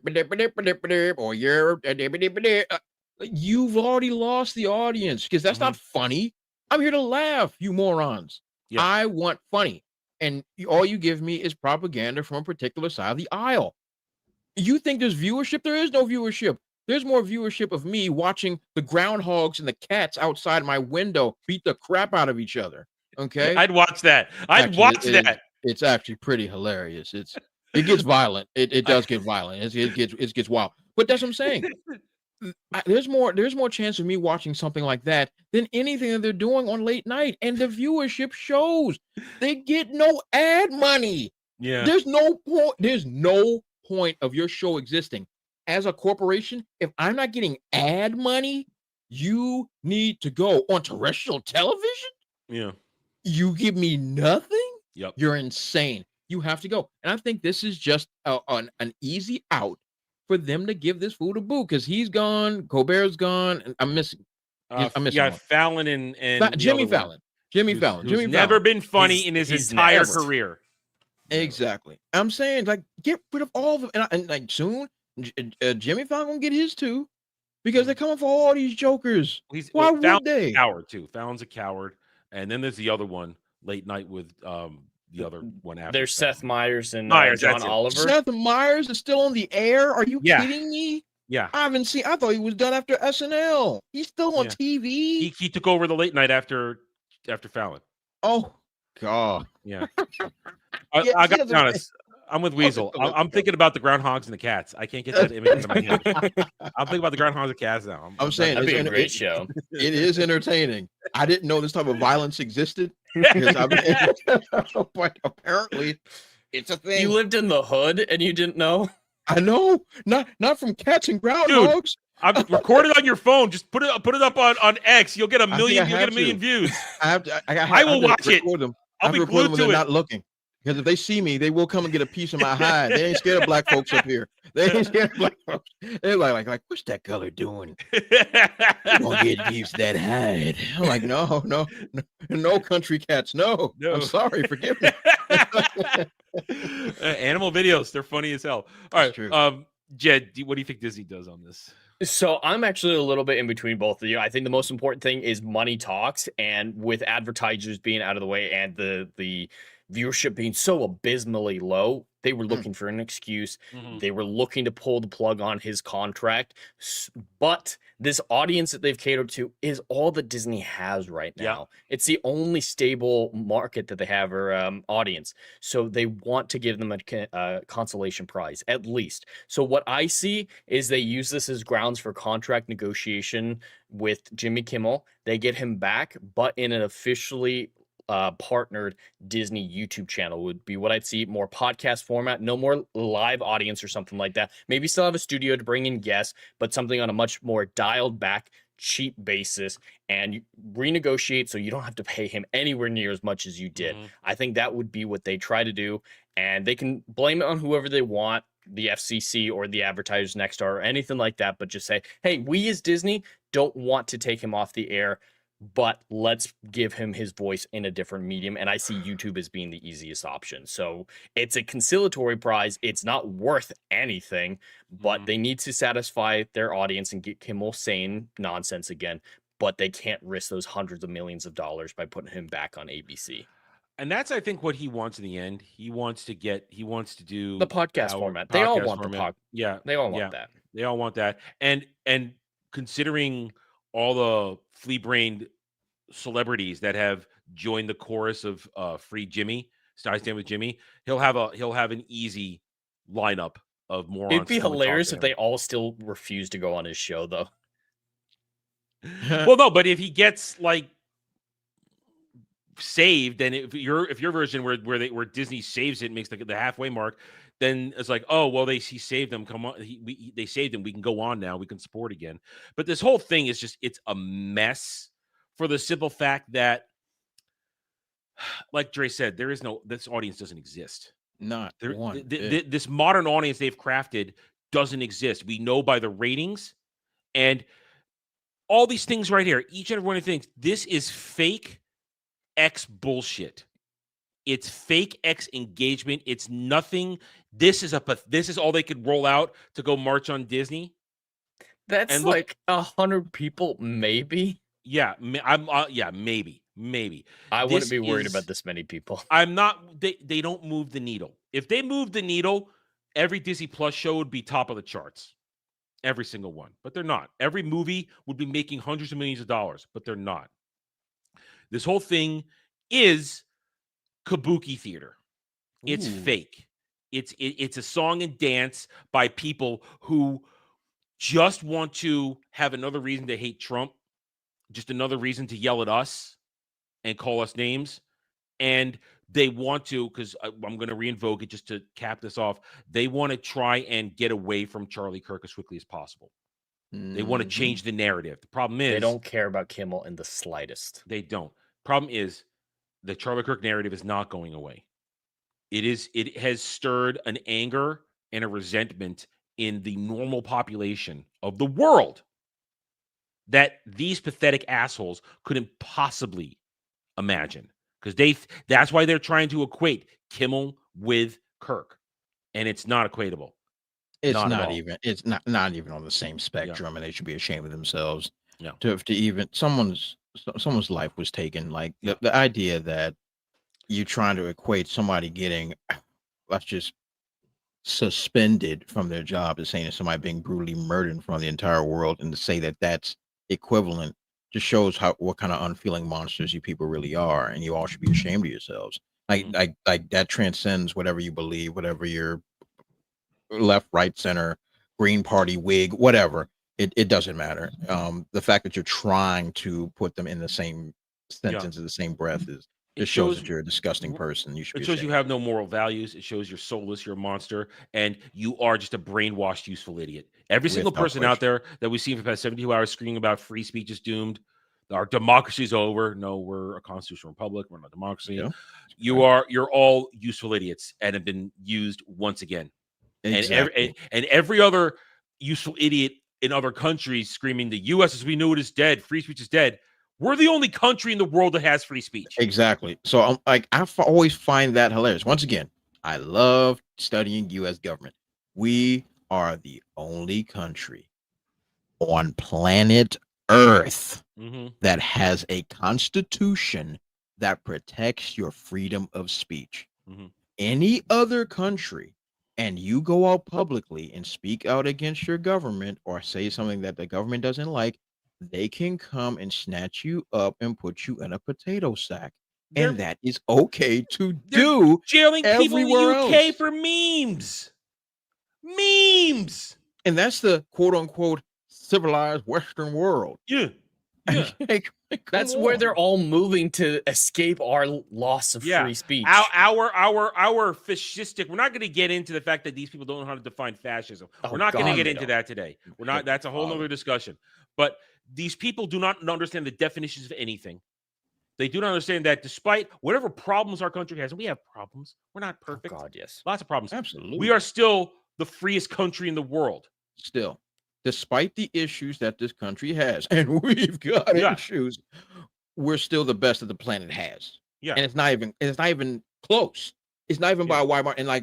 And I'll touch on this a little bit. When people, usually individuals that happen to sit on the left side of the aisle, talk about fascism and totalitarianism, they don't understand that the fact that you're able to say that means you're not in that type of country. Period. Yeah. It's not hyperbole. It's not up for debate. It's what it is. If you go to any other country, and let's just say even, especially Eastern country, and you say that out your mouth, this is a fascist, you'll disappear in a black bag and you'll never see your family again. This is the only country where you can actually say those words and not vanish, which then proves you're not in that kind of country. People are stupid. The education epidemic in our country is insane. And it's not even about like who went to college or anything. Like no. Yeah. I mean sensible, common sense, mathematical logistics is a problem. You people can get up there and say anything out your mouths and then say, and I quote, "Oh, there's a fascist." I'm like, excuse me, The View is the worst show. They're very quiet right now. They're very quiet right now. They're very quiet right now. But for over the years, The View is the worst show that has ever existed in history, bar none. Those broads have been getting on television for 20 years, squawking about nothing. Absolutely nothing. Like he gonna lock up black people. Where are you getting this from, Whoopi? Where are you getting this from? Yeah. Like they have gone on there and said unspeakable things for years. If we were in this type of society that a lot of them, and especially let's say The View claims, all them broads will be locked up in a chicken coop somewhere, getting beat by somebody named me. All right. And that's just the way it will be. So they should be ashamed of themselves. The fact you have the freedom to say these things means that you're not in it. And perfect example. I mean, right now, we're not going to talk politics. There's a story going on about statements made by the president. They're saying, "Oh, it's impeachment." This that. No, we're talking about him countering the fact that a lot of slanderous and libel stuff has been said by a lot of different people who are under investigation, and the people who have been brainwashed and indoctrinated don't realize that the steps being taken are steps being taken through proper law purposes, not just running around and using government agencies like the IRS to go after your political organization rivals, which Barry did, or using the media like Biden did to make you get a jab. I mean, I asked this question a couple days ago, and I asked it on stream the other day. Yeah, it was on Friday. I asked on stream. Despite the fact that, nothing is been perfect within both Trump administrations, Show me a moment where his administration told me to do something as a U.S. citizen. That's fair. Where did he say, I have to go do that? And probably was, well, shelter in place, distance. We were all believing lies at that point. That doesn't count. There were lies. 100%. He was being told lies. So break down a conversation. But when was I told to do anything by the Trump administration? I can't think of anything, really, where I was told to do something as an American citizen, unlike others who said, or else. Unlike others, you have to, we're gonna take away your healthcare options. We're gonna force you onto government healthcare. You're gonna be penalized by the IRS if you join this organization. You're going to lose your job, lose your livelihood if you don't get a jab. He just name called people. That was That's worse it. it usually Mean gets. words. Mean words. So that's the difference right now. Yeah, They don't defamation and and libel understand. is illegal in a lot of cases. Yes, and actively supporting somewhat attempts at a coup, where you are actively creating false narratives of a sitting president. That's kind of criminal. That's kind of treasonous. Yep. So these people don't understand the difference. They're going to run out with all that stuff. And that's the difference. Like Dre said perfectly, there's a severe lack of education going on where people don't understand this shit. And it's sad. And the problem is, it looks like when you look at it over from a top-down bird's eye view, you think, oh my God, all this stuff going on X. Oh no, X is not a real place. Twitter's not a real place. These are people who are most likely being pushed through actual organizations to say this stuff. Because it's always the same things. They all use the same hashtags. They always use the same phrases, this and that. And we're going to get into that now because there has been more fallout connected to not only Jimmy Kimmel, but really Charlie Kirk, where the normalization of evil. Yep. All these companies. Dre, you worked in the gaming industry. Mm-hmm. One person speaking out is the canary in the coal mine. The rot goes deeper down the iceberg, does it not? That is correct. That's exactly how it works. And even when we had, we had plenty of issues, to say the least, in the industry. And the industry, as of this moment, is freaking melting down on records that not even I could have saw coming for sure. But once the levee, once the levee breaks, all the water comes gushing out. And unfortunately, and it breaks my heart that the levee was Charlie Kirk's assassination. And it breaks my heart that it had to come to something so horrible for all this stuff to start crumbling down. Which, I mean, I hate to say it this way, but we have to take it as a positive thing from what had happened to him. It's obviously not a good thing, but to try to get something good out of what has happened so that we can move forward with our lives and existences. And I know you touched a lot of this last week, but it's just one thing that I wanted to add in regards to that. I've never seen this in my lifetime. I've seen a lot of craziness. I've seen Rodney King. I've seen all that craziness, but I've never seen someone get brutally murdered in front of the entire world for a quote unquote wrong thing. He had no political office. He was not a senator, mayor, congressman. He was just a guy with a microphone. Yeah. He was a guy with a microphone. And his life was snuffed out because certain individuals didn't like what he had to say. This is someone that had absolutely no effect on anybody else's life but his own. He made decisions that governed his own life, and he was put down for it. That's an issue beyond anything else that I can think of in recent memory, honestly, in recent memory, because that could have been me. That could have been Adam. That could have been you, Jed. That could have been anybody. Just for somebody, just because somebody thinks a different way. And there's plenty of people that disagree with me. There's plenty of people that I disagree with. But to go to the point of, hey, since I can't out-talk you, I have to snuff out your existence. and then celebrate it. And then say, "Oh, that's which is way more fascistic. Which is where we go to this now. Which, in my opinion, and once again, the heinous action can never be excused. But the sea of humanity that came out in celebration of someone's murder is a different kind of evil. Because this person that took Charlie Kirk's life was evil, no question, disturbed, 110%. That's not for debate. It's what it is. But for someone to then say, man, I'm so glad that that person that never did anything wrong to me or never hurt anybody has been snuffed out. There's something deeply wrong with these people. And we need to we need to open insane asylums again. Yeah. Because these people don't need to be with regular society. When you start celebrating the murder of an innocent man that did nothing to you, there's something deeply wrong with you. You need to be in a padded cell somewhere. Bring back padded cells. Oh, yeah. Because you need to go.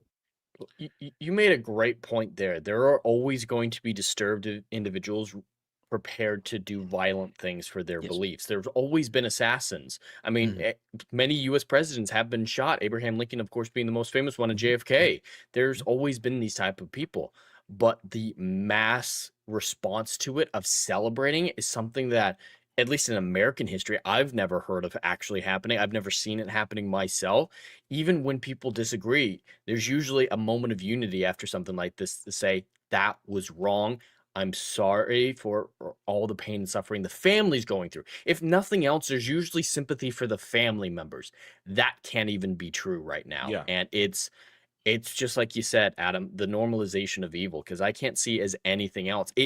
I think it physically does not matter one iota what Charlie's opinions are when it comes to this conversation. Whatever his political leanings is irrelevant to the fact that you couldn't have sympathy for a family who lost their father and husband. If you can't have sympathy for that's beyond help. Insane asylums, I don't even know if are they going to be able to help these people or just contain them? There is no help these people. And as I said, when one person says it, they're not the only one.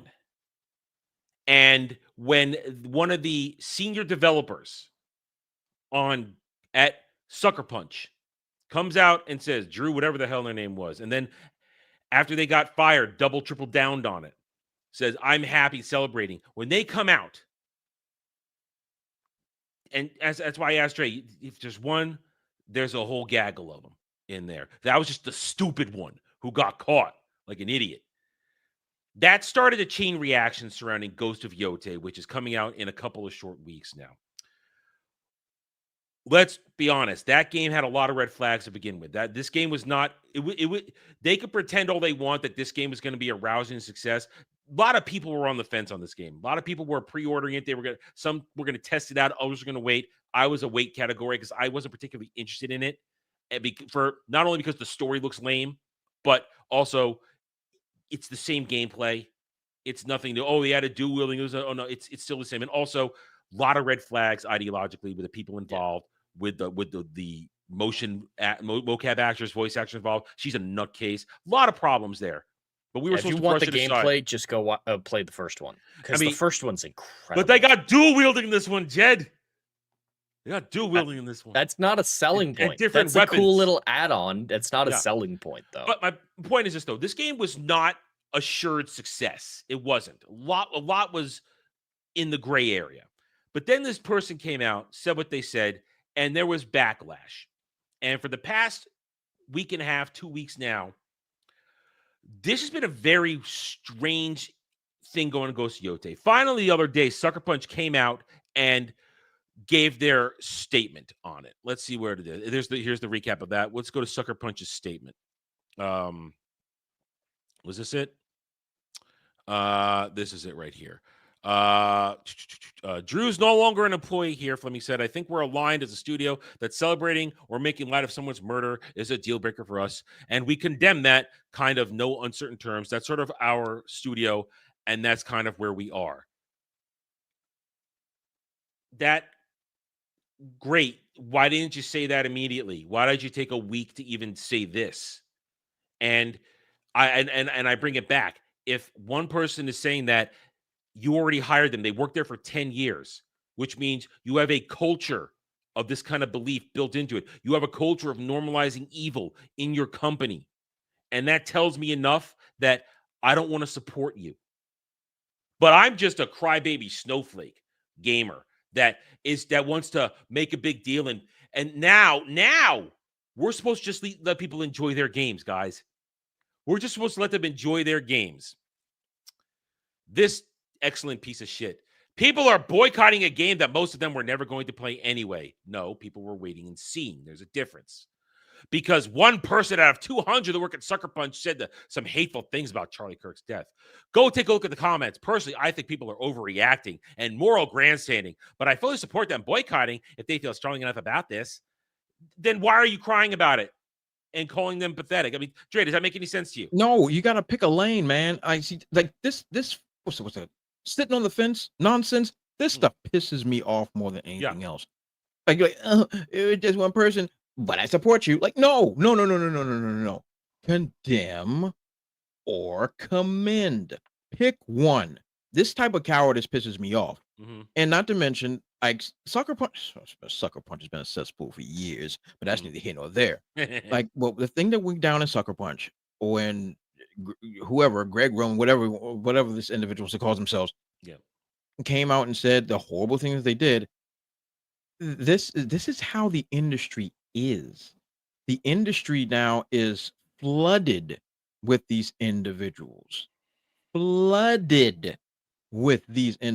Non-creative, nonsense, commie Marxist morons. They're flooded with them. Everybody's a social warrior and kisses penises for breakfast or whatever it is that they do in their free time. This is what they are.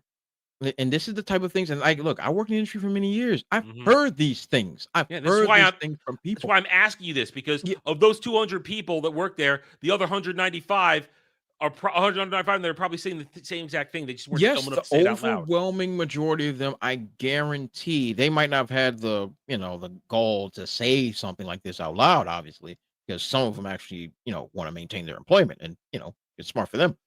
But this is the culture. That's the right word. Perfect. That's the culture of the industry right now.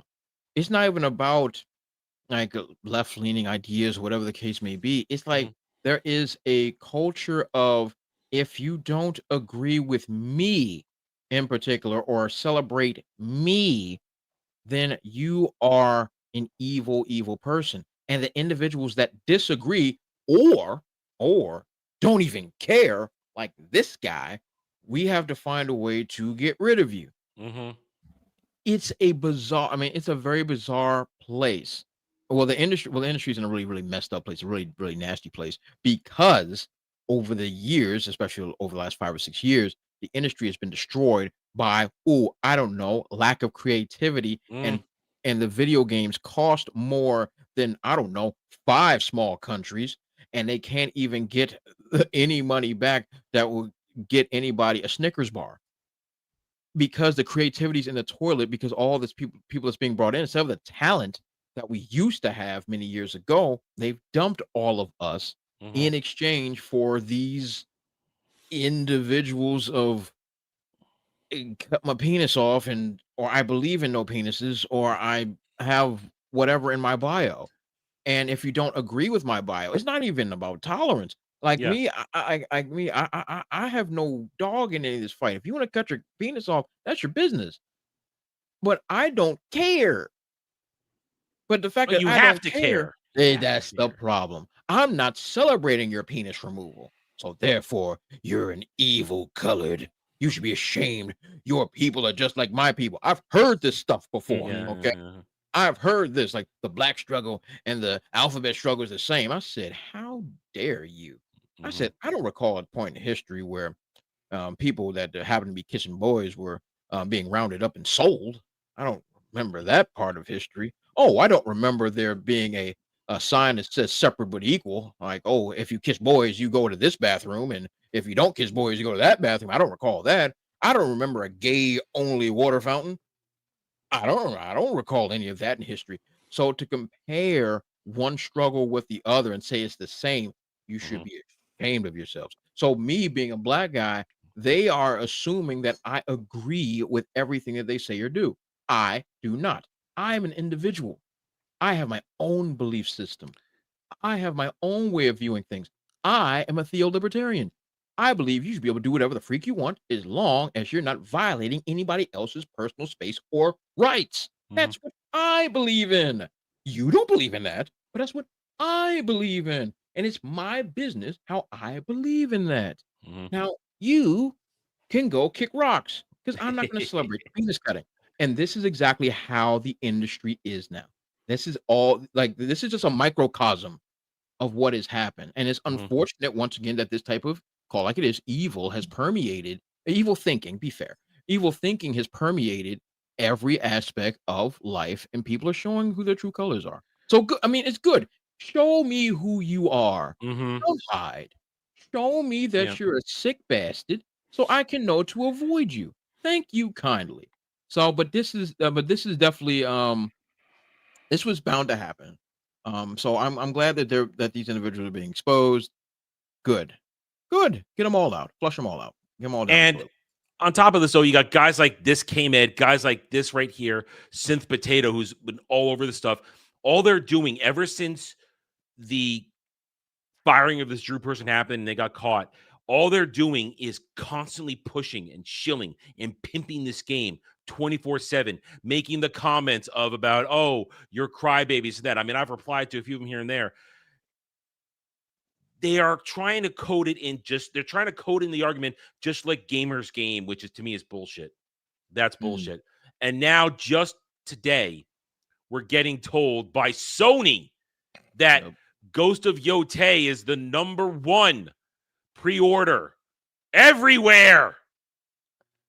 Even though people have been canceling and people are saying, oh, I canceled my pre-order because I ordered the special edition one, the deluxe edition now. Do we believe any of this, Jed? I can see the disbelief in your face.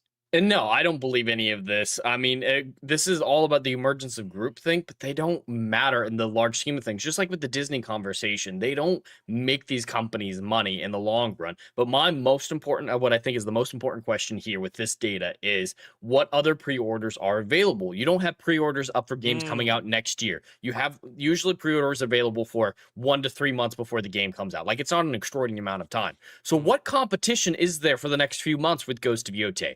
I'm not aware of any major AAA games coming out, so this was bound to happen. I mean, they've got screenshots there of the other games, I believe, that are in competition. Let's take a look. Pre-orders. Yeah, look at this competition. Yeah, these are no one. Listen, no one's really banging down the door to play NASCAR 25. And Ghost of Yotei is coming out very soon. Silent Hill, I still think, has another month or two. Like, it's not immediate release or anything like that. No one cares about. Listen, no one's excited for first. And that's still like 6 months away. It's next year, I think. So it just started. If it opened up, Digimon's a niche, very niche. So this achievement means nothing. When you're winning with zero competition of value, or at least soon competition, you're not winning anything. Battlefield 6, different genre.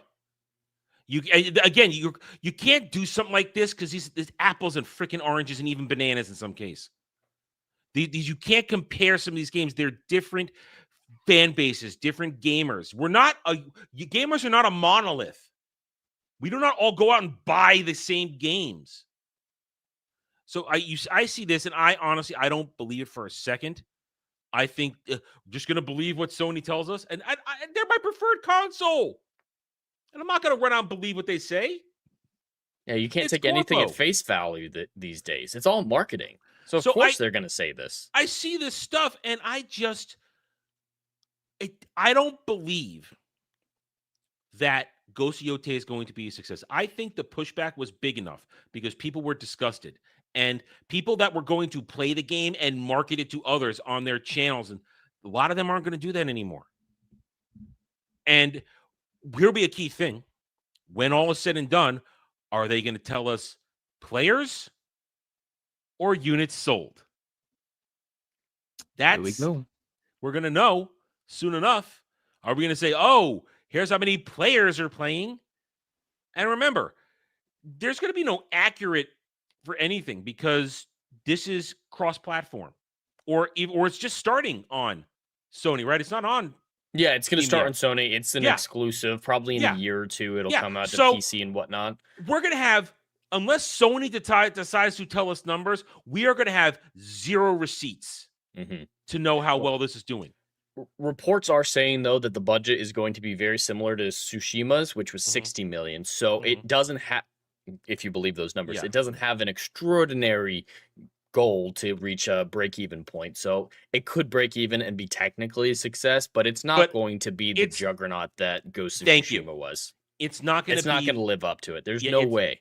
There's no way it is the epic phenomena that the first game was. No way, shape, or form. Because when this game was announced, everybody went, eh.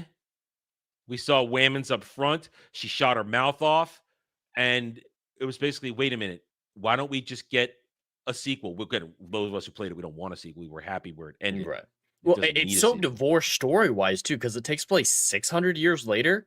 Like, you shouldn't even be having the discussion that it's the same franchise. Just say, hey, it's the same gameplay. Shouldn't call it the ghost of anything. Well, that's just, they're trying to market it. That's they are, bad attempt at marketing. But what I can't believe is the amount of, I mean, this was a discussion I wanted to have last week before events changes. I wanted to talk about how Superman was the most protected movie of all time. This game has suddenly so much protection surrounding it. Like it's some sort of important, groundbreaking game. No, it's just a sequel to what was a phenomena with no real improvements. You added a few new game mechanics for multiple weapons. That's kind of it. Well, they brought it into their identity. Their political identity is their entire lives. So it's now under that umbrella because of the controversy going on. So they have to defend it with everything they are because their political identity is all that they have. That is their being. I agree when you say that if its budget is low, and listen, it's going to sell units, but it's not going to sell units that the first game did, and it's not going to be the massive success the first game was. And just like every other one of these games, about 6 months, it's going to be forgotten. It's going to be forgotten. And yeah, will it get a resurgence when it comes out on Steam? No, because no one's going to really buy. I mean, Ghost of Tsushima didn't really have a giant bump on Steam, did it? I don't remember. Most of these games that are Sony exclusives that come over to PC don't have a huge bump. Spider-Man would be the biggest one, I'd say, when the 2018 Spider-Man, but that still didn't move the needle much. And that was so long after. So long after. I don't even think the God of War ones did much. No, they don't. They don't. Because these are games made for consoles, and they're made for console players. And they're the ones who are going to get it. And when it moves to PC, PC gamers are not that interested. Well, anyone who wanted to play it probably has by that point. Yeah, exactly. After years. Yeah, years. I mean, I was a year late to Ghost of Tsushima because I was waiting to get my PS5 and I wanted to get the director's cut and play it on my PS5. And I did. And it was worth the wait. I loved every second of it. It's an incredible game. Yeah. And there's only one ending. Only one true ending. Gotta fight your uncle. You gotta kill him. That's the ending I prefer as well. That's a proper ending. Makes sense. Anyway, so here we go. We're going to wait and see. I don't think it's going to be the rousing success. I think it will have moderate success, but much less than it might have if these events had happened. Also, as I said, I feel like it's a very protected game right now. Very protected. And back to what we talked about at the beginning of this conversation. If one person is there are many people there like that saying that, which is enough for me to not buy your games anymore. Because I am done promoting and supporting the normalization of evil. Agreed. I'm done doing that. It's unequivocally the culture of places like this. You don't have to look farther than the content of the games that they're putting out. Some places doing stuff as insane as Dustborn. Other people are more subtle about it. But the consistency of AAA games having this type of mentality, this type of political leaning, makes it more than obvious enough to realize that the culture is just like the opinion stated by that individual from Ghost of Yote. And we need to look no farther as well than Dre's alma mater. Do you know, Dre, how Bethesda responded to the Charlie Kirk situation? Oh no, I wasn't aware. What happened? I got to see if I can find it, but they posted a video from Indiana Jones and the Golden Circle where I did a video on it. Yeah, perfect. So Indiana Jones leans down to a cat and says, You don't care when fascists die, do you, good kitty? Yeah. Oh, Jesus. That's what Bethesda's actual Twitter account, not a employee, not someone on their own Twitter, the actual official Bethesda account tweeted. Oh, All right, hold goodness on. See, Legatus, this is why I told you to get on X now. That's the actress, the voice actress and mocap actress Ghost Yote publicly stated 5 years ago, I'm Antifa and so is my wife. And Antifa has now been designated a terrorist organization. Yes, it's been And designated seeing the terrorist coping for organization. that is hilarious. Thinking So, that World War II veterans would be standing with Antifa right now. Yeah, what kind of statement is that? Like, and once again, when you look at the damage that this group has been engaging in, they have engaged in terrorist behavior. Terrorism has a specific criteria, and they are filling it. I don't understand where the boo-hooing is coming from. I don't get it. You have been destroying property and hurting people. You are a We're domestic fighting terrorist. fascism. You can't fight what ain't there, man. Like it kills me inside when you just like, oh, we're fighting fascism. Like, if this was a fascist country, you all would be moonwalking with Jesus by now. Okay? Yeah. But you're not an army. You have no real power. See, like when you have people that are just once again, education is a problem. When you have people that are legitimately stupid, and I miss a time when we didn't listen to stupid people. I miss those times when we like, hey, look, he's stupid. Sit him in Point the and corner with a laugh. Twinkie. Yes, put a dunce cap on him and give him a Twinkie. Like, I miss that. When we start giving stupid people a quote unquote voice, and what I mean by voice, I mean as in levity of what they are saying. The real definition for voice, when you actually give stupid people that type of voice, you get problems beyond understanding. There is a legitimate, by definition, terrorist cell in Antifa. By every criteria, it fits it. And now, normalcy, and I guess sense, because the show ain't common, is coming back. And like, hey, these people have been terrorizing the country. Yep. They're a terrorist organization. Oh my God, how did this happen? This is fascism. You're It's dumb. laughable. These people don't consider you human unless you agree with them politically. And that seems to justify all their behavior. All is permissible if you just have the right opinions. So of course they don't consider Antifa a terrorist organization. It's all permissible. Yep. You have the right And thing. this is why I'll say it again to round this out. If there's one, there's many, and properly boycott. And this is a proper boycott because these are people spouting horrible things. This isn't the Hogwarts Legacy boycott where people are just angry for J.K. Rowling not supporting Troons. This is different. And J.K. did that stuff separately as well. But association means boycott. No, these people make products, and the way I can vote is with my wallet. And I'm not going to buy it. I'm not going to support that. I'm not going to support anything. It's my choice. Not going to be hunting down people online who are celebrating Ghost of Tsushima and saying, oh my God, you bought this game? How dare you? You're a bad person. I'm going to do horrible things to you, dox you, or anything like that. That's what was happening with Hogwarts Legacy as a prime example. Yeah, and there are people online supporting Ghost of Yote who are just trying to work so hard to villainize those of us who are saying we're not going to buy this game because we don't believe in the horror, the horrible things that people are saying connected to this, and we believe that there are more. But we're just snowflake gamers. We just want to play our games. How many times did we say that and we were told to shut up because you didn't want to buy Dustborn or the other crap that all failed? How many times were we told we were bad because we just wanted to play our games? Exactly. It's terrible. Well, I wish we could end on a more positive note, but that's it. We're done. Unless somebody else got any last minute thing, I'm gonna wrap it up. Wrap it up, fellas. Okay, let's go to Battle Biz. All right, Jed, what you got for this week?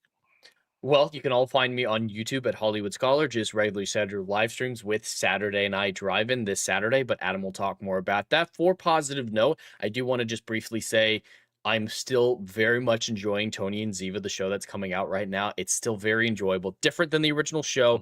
It's an espionage show versus the criminal investigation of the original show, but it's got the characters right, and there's still good TV out there. And it is hard to find. No one's watching it. It's on Paramount Plus. Yeah. But it is still a good time. It's not groundbreaking. It's not extraordinary. It's just plain fun. And I'm enjoying every second of it. It's leading into its original audience, it seems like. It has a lot of great little Easter eggs, but you can watch it without having seen NCIS. But there's a lot of great additional emotional beats if you've seen it. What? Oh, Lord. That can't be real. Do it. Fucking do it. Just fucking do it, man. Give me one more reason to shit on that show. Make it entertaining when we cover it in 2 years. Please. Give me something to be entertained by that. Dre, are you going to be entertained this week? I'm hoping I'll be entertained because I'm on my kick of watching old stuff. So I'm definitely gonna be having some fun. I think I will be starting over TNG this week. So me and my son are gonna be watching TNG. So we'll be starting that this week. So that should be fun. And I'll see who he ends up what character he ends up resonating with, because he's a very, very, very smart boy. So yeah, I think we're going to be doing that this week. And if anything pops off in the comic industry, we will definitely be doing something on the Brew Playing Comics YouTube channel. I have some new Pokemon battles that still need to be edited, but if I have the time, they will be up on the Brew Plays YouTube channel as well. And Adam, you had something hit your brain. Because you weren't here last week. I wonder, are you hyped for Pokopia on the Switch too? Oh no, I will not be a part. I will not Ditto? be a part. I will not be enslaving a other part of this. Pokemon. I will not be a part of that filth. I will not be a part of it. Yeah, someone else had brought it to me. I was like, oh my. We're trying to get Dermy a Switch too so he can stream it. Oh my god, he yeah, wants sure to play it. He's I'm intrigued. Sure he'll get a kick out of that crap. But yeah. But other than that, definitely check out my site for those that are unfamiliar with my writing and other creative endeavors. Check out bpcomics.io. Definitely check that out. You can check out my books. You can check out all the other cool creative things I'm doing. And follow me on X Twitter at DeBrute00. Okay. With a more positive question for you, Dre. Who's your TNG character that you resonate with that you're hoping your kid is a fan of? I'm guessing Worf. I could see you loving Worf. I did like Worf. Okay, when I was a kid, I loved Worf. But as I grew up, I like Data. I'm a Data guy. Like when I got older, I was like, yo, I resonate with his childlike innocence, but at the same time, he's more intelligent than everybody else. I started to resonate with it more and more. And he actually has in my personal opinion, the best character arc, because he's the only character that's a blank slate going into like the show, and then he actually becomes more human as the show goes on. I'm not talking about the movies. I want to get into that crap. But as far as the show goes on, he becomes more and more human. And I think I resonated with that more as an adult when I like that. And I also related to Counselor Troy because she did things to my pants when I was a kid. So there's that. I'm still a Beverly guy. I'm a Beverly guy. The great thing are you kidding me? Are you serious? Yes. I'm more Beverly as well. Yeah. Are you? Troy. Wait. Examine me. Whoa. I just watched the wormhole episode of season 3, the first wormhole. They're trying to do the bidding war, and Deanna falls in love with that other negotiator, and I just hated her this episode. There are moments where I just can't stand Deanna. Half the time most of the time she's great, but yeah, I prefer. Listen, Sam's with you. I know Sam just got here. He had same exact reaction. He doesn't understand my lust for Dr. Beverly Crusher. He doesn't like I can tell like certain angles. I can see how like you could be into like a motherly, like warm, affectionate thing. Gates was fat and was smoking hot. You have to say, I just watched the yoga scene was in this episode where Deanna. That's the famous meme. That's the meme. That's the meme. I did see that scene, and that was pretty great for both of them. Yes, but that's what I'm saying. Like, and she still looks pretty good. She still looks pretty good. Yeah, a lot of them have aged really well. The great thing about. Go ahead. No, go ahead. Just real quick. The great thing about TNG is there are no wrong answers for your favorite characters except for 2. Tasha Yar and fucking Wesley. I celebrate when Tasha dies. Everything's no. unrealistic question. I can't stand Tasha. I didn't like her as head of security either. I don't. Her best stuff was how she related to Data's arc. Once again, because Data's the GOAT. Mhm. Yeah. Data's like fantastic. his greatness rubbed off on her. That's how I'm a great basic bitch. It's Picard for me. I know it's love- basic I- bitch. I'm a Worf man. Worf has over 2 series has one of the greatest storyline arcs ever. So much growth goes into Worf's character. It's true. And I love Worf. Worf is great. Swords are fun. You see the can we moment I just mentioned evolve? something good? You see how we all This just is all. perk up? I just want to talk Star Trek. That's all I want Let's to just do. evolve this show into a nerdgasm wanna right talk now. Star End Trek. the stream, start nerdgasm for Star Trek. I don't want to hear from you, Tentacle Man. I'm talking to you anyway. You're my. not here. You don't get a voice. You're just in the chat. Oh Anyway. yeah, I wouldn't be able to date Beverly unless Wesley died. Well, That's my prerequisite. Or Listen. goes off into space with his, He time fucked the traveling. buddy. Starfleet Academy. I'm fine. Yeah, the way he left the show, that would have to be when I start courting Beverly. Listen. Awesome. We are going. Listen. One thing we can agree that Star Trek had beautiful ladies for 100%. forever. Go all the way to TOS. Just a True. parade of beautiful women. Jedzia Dax is my pinnacle. Oh, in Star Trek. Terry Wow. Farrell. Yo, all right, That's my listen, woman. That's my Star listen, Trek woman. Listen, That's my waifu. I want to be in a Kira Dax sandwich. Oh my. I agree.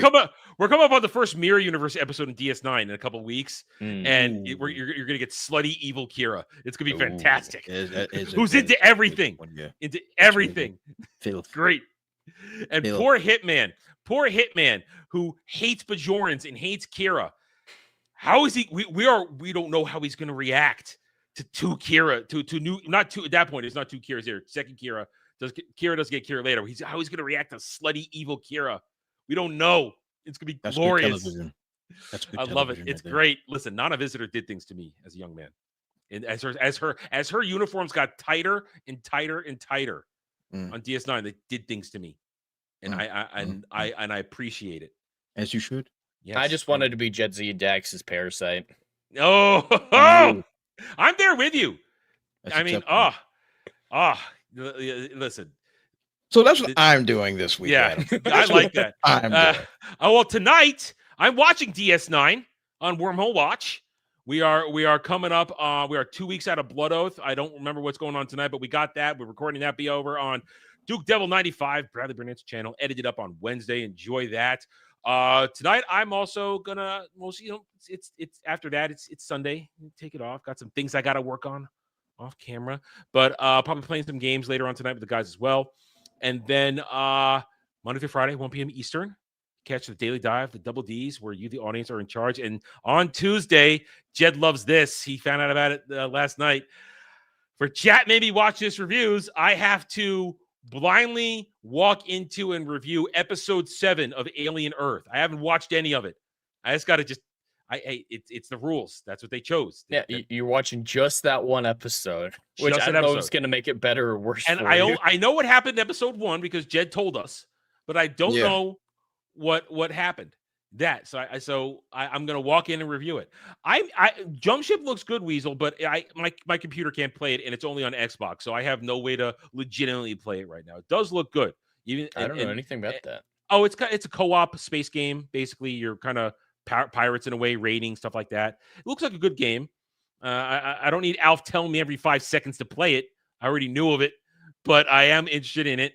But I can't play it legitimately because I don't have. I doubt my computer could run it. I very much doubt it.